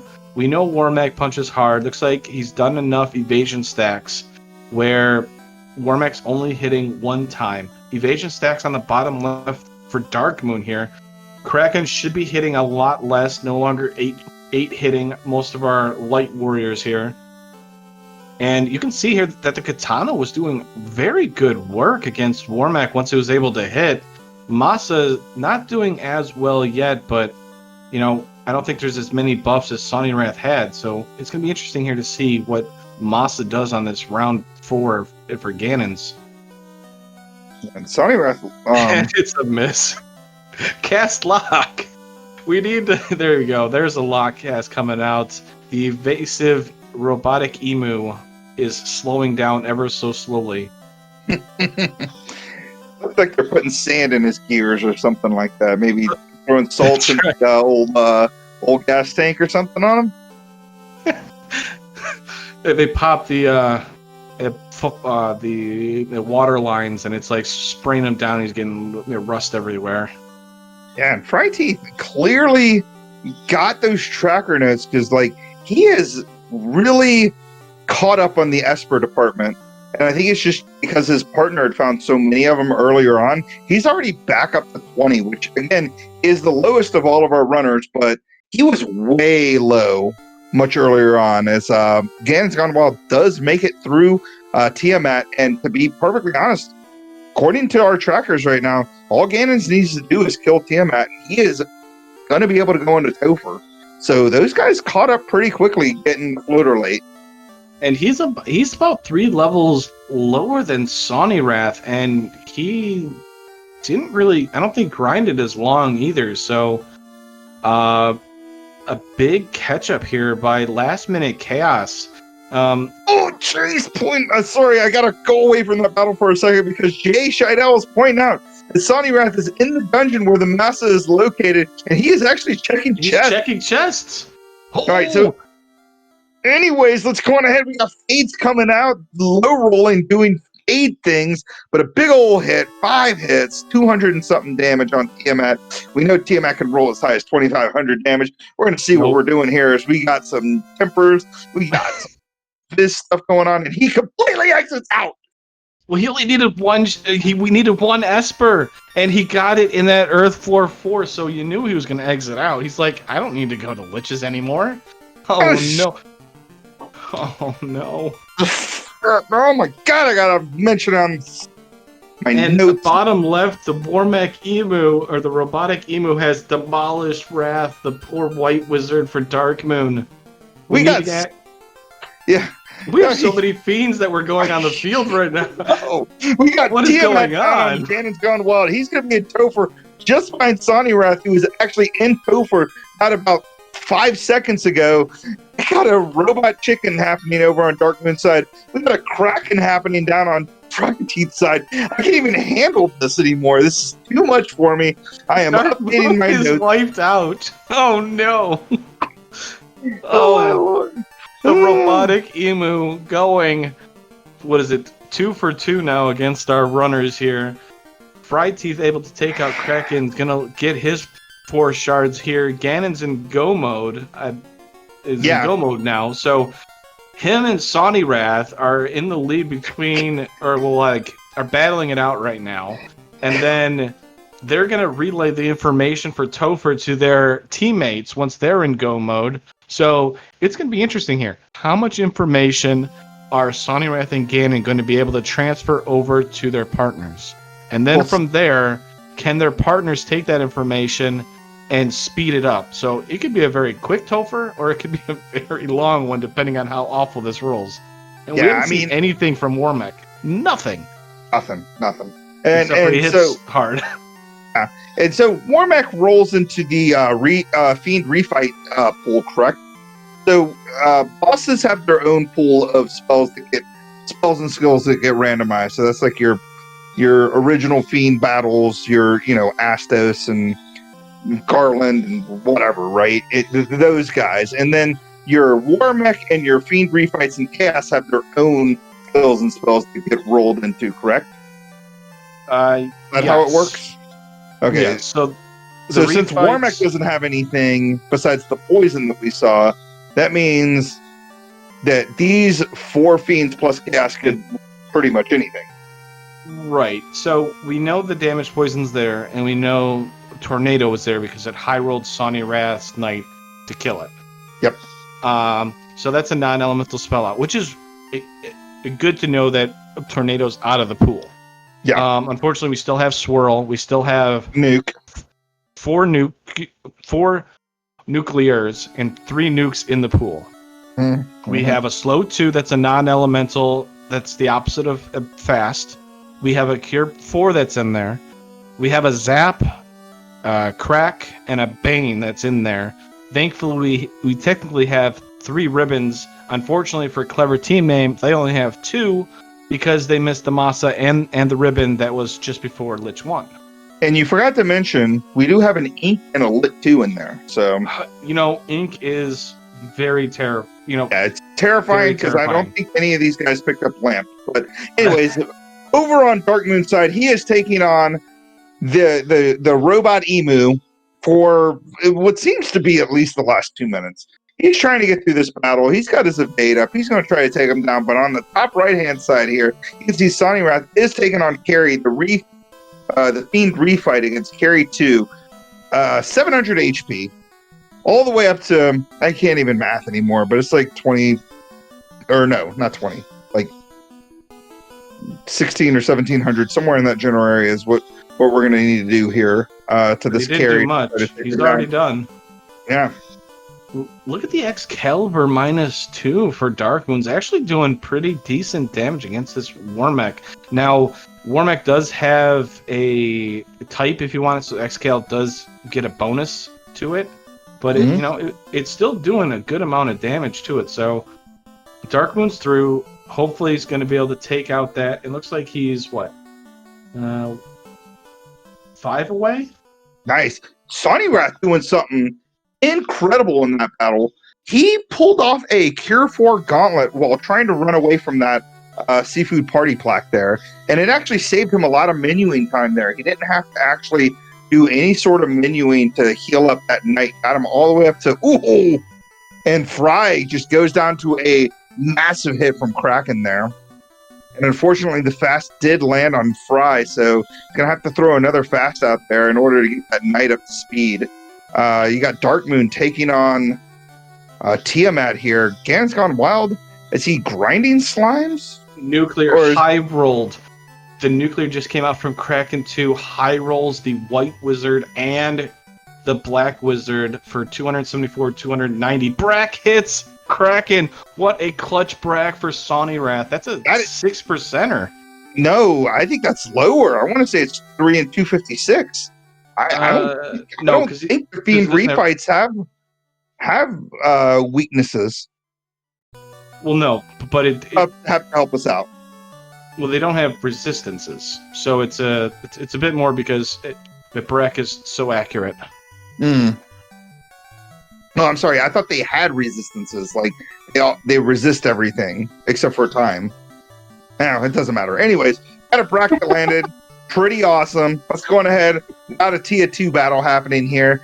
Got more of the same strats happening. We got fast going on the Ninja. Ninja goes out 7 hits, 440 something. Rub comes out. Not going to do much of anything considering we got ribbons for days. At least 2 on this party. Ice 3 going to do some chip damage amongst the ribbon people as Fry comes out again. 7 hits, 466. We're out to vanilla HP as Ganon Gone Wild finishing up his grind on those slimes is going to go into Topher now. Nuke coming out here for a little over 100. 1 hit, 1 damage from that knight there. But of course, it wasn't fasted. Fine. It's fine. It's Fry coming out here. 5 hits, 228. Wow. So, you don't resist punch. Thank you. Thank you, Link Shot, for knowing exactly what I know. Yeah, that was a good nuke roll, by the way. And what did we see as far as HP was concerned on Tia? About 15, 16, 17, somewhere in the general area? Didn't roll too bad, but the one dangerous thing here is Sonny Wrath's brack is it's a low percentage. It's about a 6% chance of hitting. Mm-hmm. So that's not a whole lot of information for Dark. He knows there's a nuclear in the pool, but that's it. And now we're up against Chaos, and Tiamat didn't really do much. So now we're going to see 2 hits, 2 damage. So decently evasive Chaos. Decently and obviously, absorbed. We kind of guarantee that on a first turn. Yeah. Fire 3 comes out. Wow, maybe not that evasive because that katana hit 8 times. Mm-hmm. All right, so we're going. Ooh, that Chaos hit 3 hits for about 380 on that knight. That's not good. Katana wielding's hitting every hit so far, except for maybe 1. So we don't need to cast Lock. We just need to keep our people up and maybe some evasion stacks here because Chaos was hitting decently hard on a very absorbed knight there. If he gets a hold of that ninja could go down. But Katana comes out 7 hits for 462. We've done about 1,300 damage already. Yeah. And again, we know with the HP where Chaos can be. It's between 2,000 and 5,000. So quite a bit of a range there as far as how much damage they actually need to do this Chaos here. 7 hits for 712. That was a whole lot of crits thanks to those temper casts by Fry the Ninja. This is the power of the ninja here. This is a neutral katana that rolled for Sony Wrath, and it is doing work. Yeah, it is. And Chaos is kind of a baby here, not really doing a lot. I like how he has his fighter in the front slot to be kind of the tank, throw out the locks, take the hits, where he's getting his ninja to actually do the damage. And another temper out. 4 hits, 4 damage from the Knight. 10 hits, 874. Whoa, how much damage have we done? Like 3,000? We're definitely up in the upper, top percentages of the ceiling that these fiends can roll, and this is probably going to do it there. Oh my gosh, 1,300 for sure. So first half, or the half for Clever Team Name has finished. Both of them have to get done for the official done. Yeah, so basically Dark Moon has to finish before Ganon's Gone Wild and Fry Teeth combined. So while Sony Wrath has the, it's up to Dark Moon. It's Dark Moon's game to lose for Clever Team Name, as someone would say here. So for Dark Moon, if you're Sony Wrath, you're essentially telling him, okay, Xcal will do decent. It's not that great of a weapon, unfortunately. I would probably use the Vorpal in the situation, just because we've seen how much that katana, did. Mm-hmm. But the Vorpal's got 10 less base damage compared to the katana. So, yeah, it's not much, but maybe it makes a difference. Maybe not. I don't know. It's going to be interesting. But that is a level 36 Knight that Dark Moon's got. I mean, that's crazy. Yeah, he should be fine. I think getting up to level 36 makes up for the fact that they don't have that Massa. I mean, don't get me wrong. I'd like a level 36 Knight to be wielding a Massa +3, because that's just a lot more damage to be thrown out there. But the thing with the Vorpal is, while it has the base damage of like maybe a Silver Sword, it's that crit rate that really matters. It's that 30 crit rate. It's the highest crit rate in the game, tied with the katana. And again, with these clamps, you've got the evade. Like, the evade is so high on these enemies. The crit is very important here. And Gan's Gone Wild is taking on Kraken, and it looks like a slow 2 landed. Stop. Slow 2 landed on the White Wizard, so that was not that big of a deal. Yeah. Unfortunately, Stop came out, hit the Red Wizard and the Black Wizard, so we weren't able to get any black magic buffing on that Knight. Thankfully, that Massa +3 had enough buffs and was able to take care of Kraken 2. And I didn't see Kraken 2 swinging, so, some key information could be left out for Fry Teeth there. He may not cast any invasion stacks, and, the next thing you know, he's losing things and might have to redive Temple of Fiends. But here's Tiamat 2. Rub comes out and hits the Red Wizard. Oh boy, must not have had anything on that one. I think he must have been the sacrificial lamb, as he wants to make sure that his, Black Mage and his White Mage are doing White Mage and Black Mage things. But yeah, oof, you hate to see that.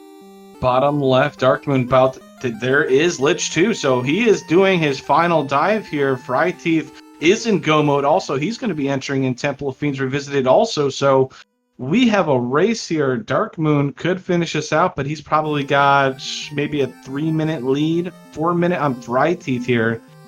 So it's going to be interesting. How much information can Ganon give to Fry Teeth? Yeah. Tiamat, 3 hits for 272. That's not a lot. That's a pretty weak dragon here we got. And from what you and I noticed, Gregley, Tiamat maybe had between 1,600 HP, something like that. I mean, died really quickly from Sony Wrath. Yeah, and that was one thing I kind of wanted to remark on the Kraken side, is Gan's Gone Wild didn't hit the Brack, and it seemed like Kraken kind of rolled a little on the low side too. So, maybe there's not much information to give Dark Moon here. I mean, obviously there's the Stop, the Slow 2. We know those spells exist, but let's see what happens here on this Tiamat side as Dark Moon makes short work of Lich 2, and to take on Carry 2 here in just a sec as he moves his characters around. Bright Teeth taking down Garland. We already know that Sarah apparently not have anything important. Fried Teeth trying to be the gatekeeper. I'm sorry, Garland was trying to be the gatekeeper for Fried Teeth. That didn't work out. And Fried Teeth's in. Fried Teeth's in. We got a race. He's about what? 1, 2, 3, 4 floors behind Dark Moon. You know, this is a race here, folks. This is a wipe on any screen. Any screen wipes. And it's potentially giving the other screen. A slow boss fight. If Dark Moon takes too long on Kraken for whatever reason, that allows Fried Teeth to catch up. I mean, we could be calling, Ganon's Chaos fight along with Fried Teeth and Dark Moon's Tiamat. It's that Massa 3. It's that Massa 3. Because Ganon's gone, and that ribbon, because Ganon's Gone Wild and Fried Teeth, they both have all 3 ribbons. So, and he's already on the Earth floor. He's already on Earth. He's only 2 floors behind Dark Moon. Dark Moon making his way through. He's making his way through. He's going to hit Kraken 2 at the same time as Ganon's Gone Wild. Pulls Chaos. I got to call his battle. His White Wizard's down. His White Wizard's down in Dark Moon. No. This is awful. Oh, no. I didn't even realize he was down. He's 3-man and he can't even use Invises. This is not good for Dark Moon. But let's go on ahead and talk about Ganon's Gone Wild side, because this is the important thing. We have Chaos, Garland, 2,000 years in the past. We got Fast coming out. Already did no damage to that White Mage. So that White Mage is trying to figure out what he wants to do. Going to throw out a heal there. We're going to attack with the Knight. Got more temper charges happening here. Hesitating, but man, already missed the Knight. Already missing the Knight with melee attacks here. As Dark Moon still has 3 of his people up. Kraken goes down. That's good. That is good. He didn't hesitate. He said, you know what? We're not worrying about crazy amount of buffs. We're going to nuke, and fight as much as we can. And Chaos, once again, not doing a lot. We didn't see much from them whatsoever. The important fact, though, on that Dark Moon fight, Slow 2 was casted on that night, and it was missed. Lich with the nuke on Fried Teeth is going to slow him down. Nuke coming out! Is this game even randomized as the Black Mage goes down? And Lich is still standing on Ganon's Gone Wild side. We've got AAAA getting a massive hit with that Massa there on Chaos. It did just shy of 1,000 HP. We know that Chaos rolled somewhere between like 3,000 and 4,000 HP. There's like 3,500 somewhere in that general area. As a Lit 2 comes out, Dark Moon EX is taking on Tia. He is right behind Ganon's Gone Wild. Fried Teeth, Ganon's Gone Wild's partner, right behind Dark Moon. I can't even handle it. I can't handle this. As heal 3s are coming out, keeping Ganon's Gone Wild party alive. I don't see anything really happening on this Chaos side that's going to stop Ganon's Gone Wild from taking the victory, or at least, taking down Chaos and securing half of his team's victory here. As, of course, I say that, a big old hit comes out of Chaos, 12 hits, 1442. Chaos is down.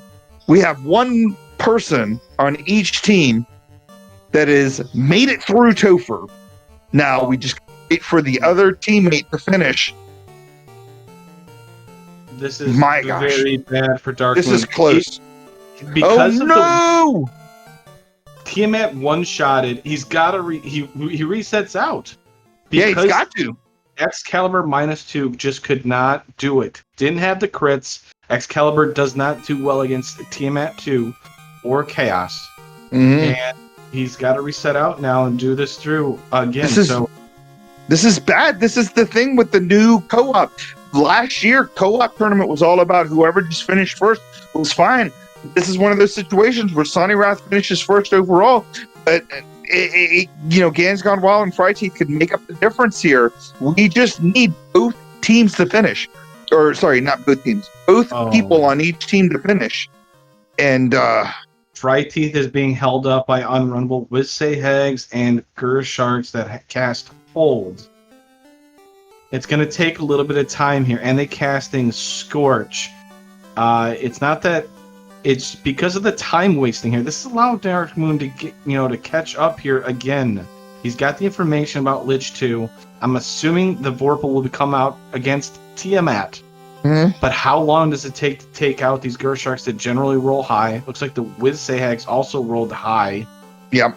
Well, I mean, we've got Clamp Trash, so they're going to always roll high, and they already have high base XP or high base HP anyway. So, wow, you got to think. Okay, so Gan's Gone Wild. We're looking at the times here. Sonic Wrath finished what appears to be about 8 minutes before Gan's Gone Wild. We're getting to the 10-minute mark since Sonic Wrath finished. Fryteeth just now finally getting ready to take on Kraken 2. Dark Moon back on the Earth floor, so he's not too far behind, but he's still 2 floors behind. I mean, this is a race. This is a race. I like this by Fryteeth. Both Invis 2 casters get turn order. Kraken hasn't even gone yet. And the fast. Oh my goodness, all 4 light warriors go off first. Stop comes out. That's what you want to see here because Kraken, hitting first would have demolished one of their. There it is, 8 hits for 319 on 2 invasion stacks. So if that had been on any of the casters, that's a 1-shot still. Slow 2 misses. Yeah, getting good turn order, and Slow 2 misses. And we talk about Slow 2. Slow 2 is so dangerous because it is non-elemental, and it has a good chance of hitting. It's not resisted by the ribbon. So Slow 2 lands. That's elemental. The ribbon. Yeah, the ribbon's going to defend against us. Oh, Fryteeth going. So what's our Invis 2s looking like? We got 4 on the red on the white mage. So I mean, we're looking decent. Yeah, because the red mage and the white mage have got. Yeah, so we got enough. Yeah, so we know Tiamat, if she crits, does about 500 damage on a knight, and can 1-shot our casters. Yeah, it looks like Fryteeth's getting good turn order. Yeah, and I have to point out something in chat from Delasis. I'm struggling with your name right now, Delasa, saying that I mean, Fryteeth did an amazing job from a huge Esper deficit, making up all that time, getting all those shards that he needed to get in order to get through this, and now is ahead of Dark Moon, 2 fiends ahead of a Dark Moon, and yeah, I mean, wow, we got a Tier 2 battle happening, we got a Carry 2 battle. I'm gonna let you take over, Dang. Can't even. You can't even. Well, I can't even. Right now, Carry's not doing a whole lot except for putting Danny, the knight, on Dark Moon's down to 1 knee. Excalibur's going to swing 8 hits for 511. Going to do some non-elementals. Tiamat on the bottom right here just cast an Ice 3. Little chip damage to Fryteeth. Fryteeth got to finish this fight to win the series, take a 1-0 match lead against Clever Team Name. Can he do it? Can he clutch it out for his team? Lit 3, more chip damage. We're going to try and get through Tiamat here. We know it's got about 1600 HP. Quad X comes out. We have enough ribbons. Haha, not going to work. Dark Moon still working on Carry on the right-hand side. Fire 3 is going to do a little bit of damage because Clever T-Name only got 2 ribbons. Fade's able to go through. We're now on the water floor, about 2 floors behind. Masa does not do nothing except for 19 damage. Oh no, what just happened here? This is trouble. We need to raise our invasions here. Tiamat is hitting. Okay, Masa, can we get some crits? No crits, but Tiamat swing or cast a spell, lit 2. This is great news. We're still going non-elemental Fade. 94 damage, clutches it for Fryteeth. We're able to bring back our... No! Fryteeth, no! Revive your party first. Okay, it's sorcerers. We're okay. We're okay. Yeah, that could have been the Edward fan club, and it could have gotten really ugly real quick on this floor. Oh, the Team Edward fan club, if they ambush you, you're losing a person. And if they target that white mage, oof. Ooh, yeah. Thankfully, it's not the vanilla sorcerers with death touch. Yeah. Okay. Fryteeth almost got himself in trouble. Whew. Good thing we pulled not anything else on that floor. Yeah, like right. Rock Golems, this battle could have been ugly if he couldn't get away from it. Yeah. So the good news is we are on Chaos for last minute Chaos. Can they pull off the last minute victory here? Yeah. Kraken comes out nuclear on the bottom left hand side for Dark Moon. Xcal -2 just not able to punch through right here. not bad damage for 4 hits for 131, but it had a crit in there, so that's not very good here. We know Kraken punches really hard. Chaos is being pulled. We're running out of Invis 2 stacks for Fry Teeth here. Chaos does hit pretty decent. Yeah, I think he had 2 hits. Yeah, oh, he's got 2. So Kraken's down. We're still about 2 floors behind for Darkmoon here for Clever Team Name. Last minute Chaos is getting those evasion stacks here. What are we doing? We're going to cast some Lock 2. Lower Chaos Evasion. You see those wings back there? Yeah, he's evasive. Lock 2. We're going to lower it some more. He's really not that evasive, but see, that's the dangerous part of Chaos in this fight is he hits hard. That was 3 hits for 362. 9 hits for 316. We also know that Chaos has about close to 4,500 HP, I would say. It was about 37 of 45. I say that because Sonny did a 1,300 damage roll that we have no idea where he ended up at. We're going to do some more Lock 2. No, we're tempering up that Masa 3 caster here. Masa 3 wielder 487. Quad X from Chaos isn't going to be effective. We've got enough ribbons. We're still swinging 1 damage by the White Wizard. Punching 281 by Chaos on that night, so we're gotta hope. 10 hits for 860. Masa doing work. More tempers coming out. That Masa's going to be hitting so hard. Bottom left-hand side. Tiamat's not really doing much here. Darkmoon's trying to catch up. 1 floor behind. The chip damage by the White Samurai Monk, known as CCCCC, is doing work. Chaos, though, is fighting back, punching. 11 hits for 1,000. Chaos is down on its knees in the corner, begging, don't pick on me anymore. 7 hits for 969. GG to last minute Chaos to take game 1. Oh! And 1 floor behind is Darkmoon, and Tiamat's giving him just enough trouble. The X-Cal is not able to just punch through that absorb a Tiamat, unfortunately, and slowed him up enough. And there's the White Wizard down for Darkmoon. So even if he gets through, that is a very tough fight to go up against Chaos that hit hard and, was decently absorbed. It would have been rough. Dang, I need you to check Shucker Notes real quick. Tracking notes. All right. So yeah, GG's to Gan's Gone Wild and Fry Teeth. I'm going to go on ahead and hop in there real quick and check in on them and see if they want to do an interview. And hopefully we'll be able to get them in here.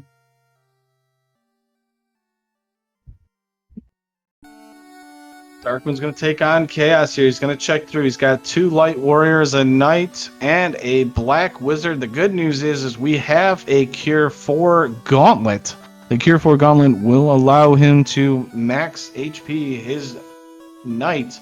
He's got to hope, though, that Chaos doesn't do back-to-back crits on that Knight, though. We're doing Lock 2 right off the bat. Interesting. We're not going to fast. Okay, there's our fast. There's a big swing and a flashing of the Coral Sword. Danny's getting fancy, showing off that sweet Coral Sword. Uh-oh. There's the back-to-back crits I was talking about. Chaos wipes out Darkmoon. And that is going to be the forfeit from Clever Team Name. I do not blame it, but Chaos just had enough crit rate that he was able to punch through and stop their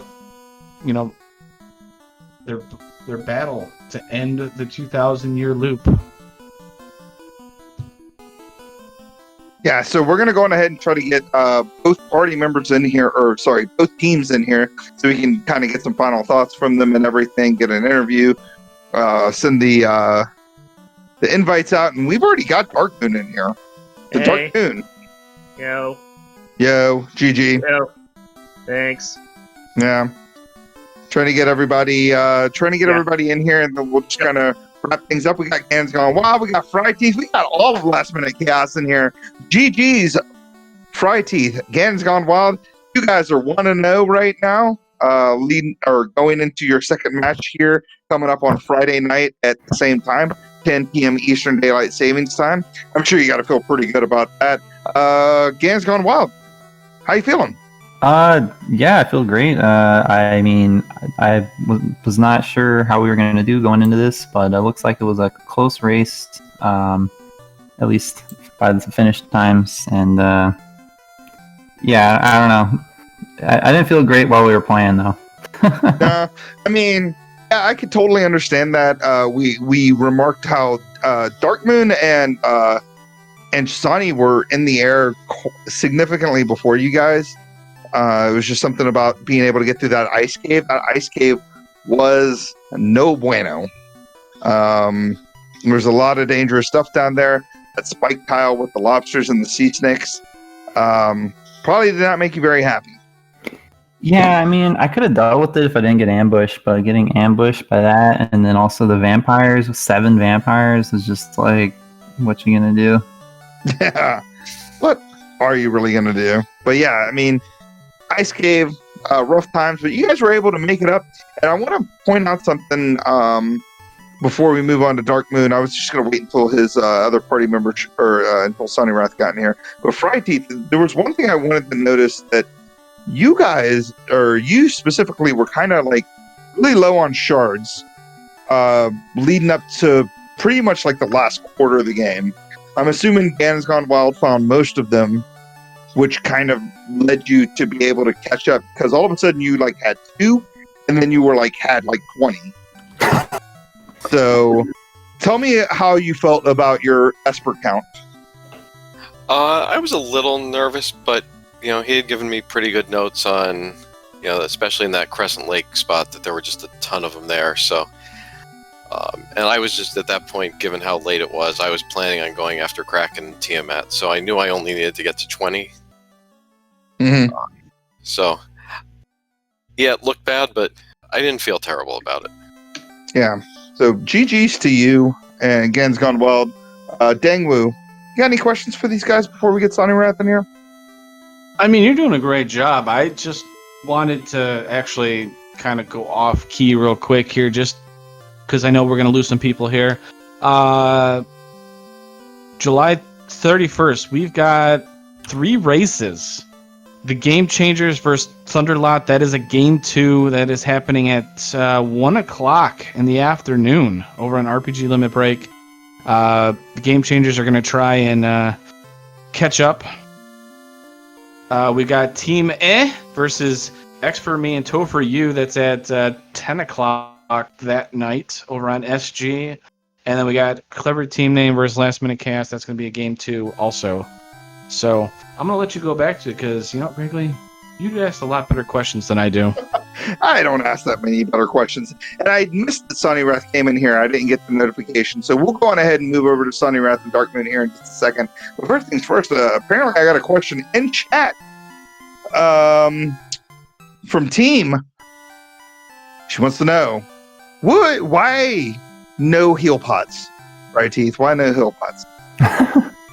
Didn't want to have them? You were like, I don't want to buy them. So I didn't buy them early because I think I had money problems early. And then at the end, I just felt pressed for time, and I said, with 18 heel 3s, mm-hmm. I need to go for it. Yeah. You guys really showed that the Fighter Rainbow ended up working really well for you guys because of where all the white magic landed. Being able to have double Invis 2s, being able to have double heal 3s and stuff like that. It's working out really awesomely for you guys. But I'm going to go ahead and move on to Dark Moon and Sonny Wrath. GG's, Clever Team Name. Sonny Wrath actually finished first overall. Official FFR bot time, or official time on his own thing at 1 hour 28:31. How did you feel about that Topher, Sonny? I mean, Carrie was a little scary just due to how hard she hit. Kraken gave me a bit of a scare with Nuclear. Tia was okay. And then I get to Chaos, I have 2 Invis charges, and I go...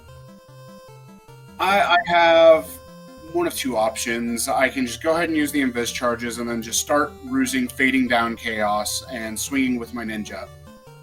And... as well as fasting and tempering, and then just going for nukes after that, which that worked out. And then I had the Knight using my Lock Axe as well as my Cure 4 gauntlet. But my biggest highlight was, and I will quote myself, I'm going for a Hail Mary Brack on Kraken 2. He said that. Yeah. Yeah, we talked about that. The problem with that, though, and luckily Kraken was kind of like the pussycat of all 4 Fiend refights, because I don't think he had very much HP besides the nuclear that he threw out there. But he didn't have much in the way of HP because everybody managed to make it through that Kraken in one piece. But yeah, it was crazy to do the Brack on that. But it kind of cost you in the information because Darkman didn't know about the nuclear, right? He did know about nuclear. He did know he saw about that nuclear. first. Yeah. That was the first thing that went out for me was nuclear, and then my knight got punched down. So one more question for Sonny Wrath before we kind of start wrapping things up. How do you like looping ice 3 times? Is that something you enjoy doing? Is like the banana peels? How's the banana peel treating you over there? The banana peel, I just banana peeled myself, and then I started laughing afterwards because I had no encounters. Literally no encounters. Yeah. And I was just like, whatever, I'm just going through this, minding my business, walking through this ice cave where I should be getting encounters and I'm not getting encounters when I banana peeled myself. Yeah. Okay. All right. So chat's going to get me here. I'm going to go over to Dark Moon for a second. Because chat, this is like, oh my gosh. Dang and I were freaking out about this, specifically me, because we needed you to go there and you guys kept going to this location. So Matoya's Cave. Yeah. All right. It had Sky 1 on it, which has 10 chests in it, right? Okay. Both of you guys went there early and didn't check any of the chests there, realized Lich was there, and then just kind of noped out. Yeah. Both of you Info went dive. back there. You killed Lich.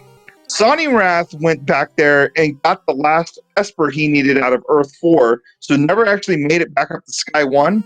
Sky 1 left side, Massa +3, Ribbon -4. Oh man, it had the full package deal. Would have been nice. Yeah. I don't know that it would have helped anything at all with my white mage going down twice in Topher, so Yeah, that's rough. Yeah. Getting your white mage shotted like that, just totally Yeah. bodied. yeah, and then we tried to get through, and then there was just no getting through that Tiamat with the party I had without the white mage, and then the next time through, at least got to Chaos, but still, it was one of those things where Chaos just hit too hard, and a miss menu with me after we lost, and I was just kind of like, yeah, whatever. Yeah. Yeah, it happens. I know you guys kind of feel pretty bad going 0-1, which means you got to, obviously win Friday night and then schedule a race, your third race at some point in time. I mean, that or it takes all the pressure off, because if we lose, we don't have to worry anymore. Yeah, that's true. And then you can spend all your time doing comms like we were doing. But any other thoughts about the seed? I mean, you guys were blazing.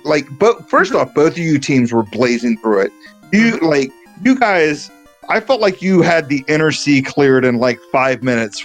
Dang and I were just like, oh my god, I can't even keep up with what you guys were doing. Mm-hmm.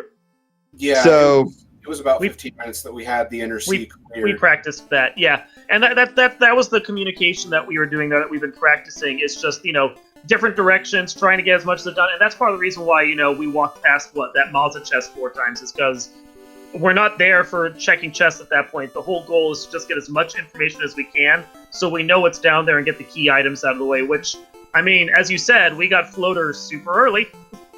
no. We've got class change super early, which was a real twist for us for once. Yeah, and that's something I do want to point out with Entrance and Floor Shuffle, especially with how I've been playing it, is that diving for info gets you so much farther than diving for items specifically. Yes, it's nice to find those items, but info goes a lot farther than items do at first. Yeah, and luckily for both of you guys, you guys both found the Vorpal. Sonny Wrath, that katana worked out really well for you since you were the only person on stream to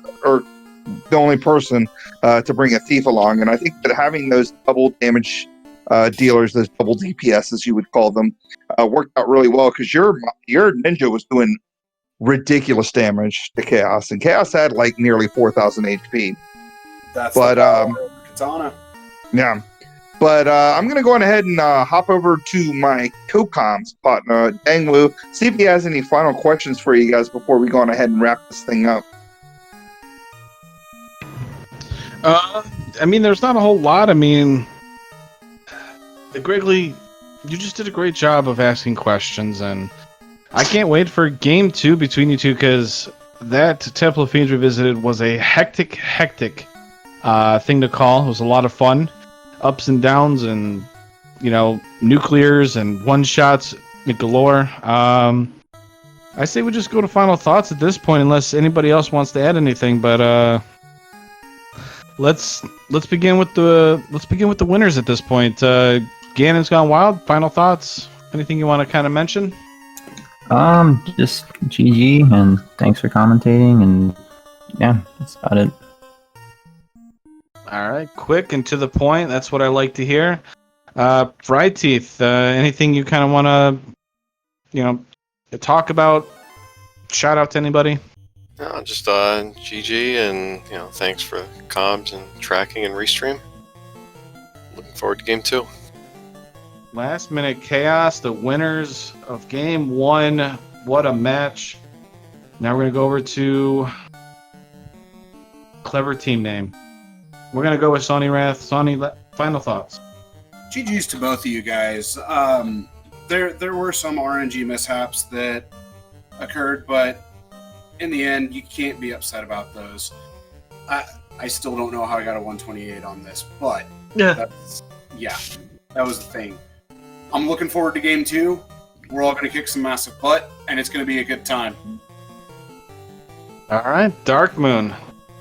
Yeah, GG's to our competitors. That was a great time on their part. Kind of wish it had been a little closer on my end, but yeah, we'll bring it back for game 2. Yeah, that was a great one. Because unfortunately, because of that unfortunate White Mage loss on your first dive, really cost you, unfortunately, because you were ahead of Fried Teeth. Yeah. And with the time that they posted, I don't even know that if I'd reset and gone back in a second time, I still would have been able to catch up. It just happens. RNG is going to RNG. RNG is always going to RNG. But I want to thank both of these teams for showing up here. Obviously, we're still in the Sweet 16 here between these two teams. Last minute chaos, up 1-0. Clever team name, down 0-1. But this was probably the most competitive match we've seen so far. I mean, this was really, really, really close. I mean, you were pulling chaos right as Fried Teeth finished. GG's to both teams. I would not sleep on their rematch here coming up on July 31st at 10 p.m. Eastern Daylight Savings Time. You should have me and Dangwu also doing comms for that race as well. I want to thank our trackers, which don't get enough love here. Jay Scheidel and Sunflash hanging out, doing all the tracking, making sure that we know what we're talking about, even though we still didn't seem like we knew what we were talking about. The only reason why you're shouting out to them is because they kept yelling at me about stuff. I was getting yelled for what is this? I thought I was the nice guy. I just saw Sunflash as the name. Sorry, Fun/Blood Rune. Doing the tracking with Jay Scheidel for the win. It was incredible. Speed Gaming 2 had us out here. Make sure you stick around for all the cooperative tournament battles. And, of course, join the Final Fantasy Randomizer Discord. Join the Duckling program. Learn the game. Everyone has answers to all the kind of questions that you guys need. And on behalf of Speed Gaming, myself, Dangwu, Jay Scheidel, Fun/, Dark Moon, Sonny Wrath, Ganon's Gone Wild, and Fried Teeth, you guys have a great rest of your evening. Thanks a bunch.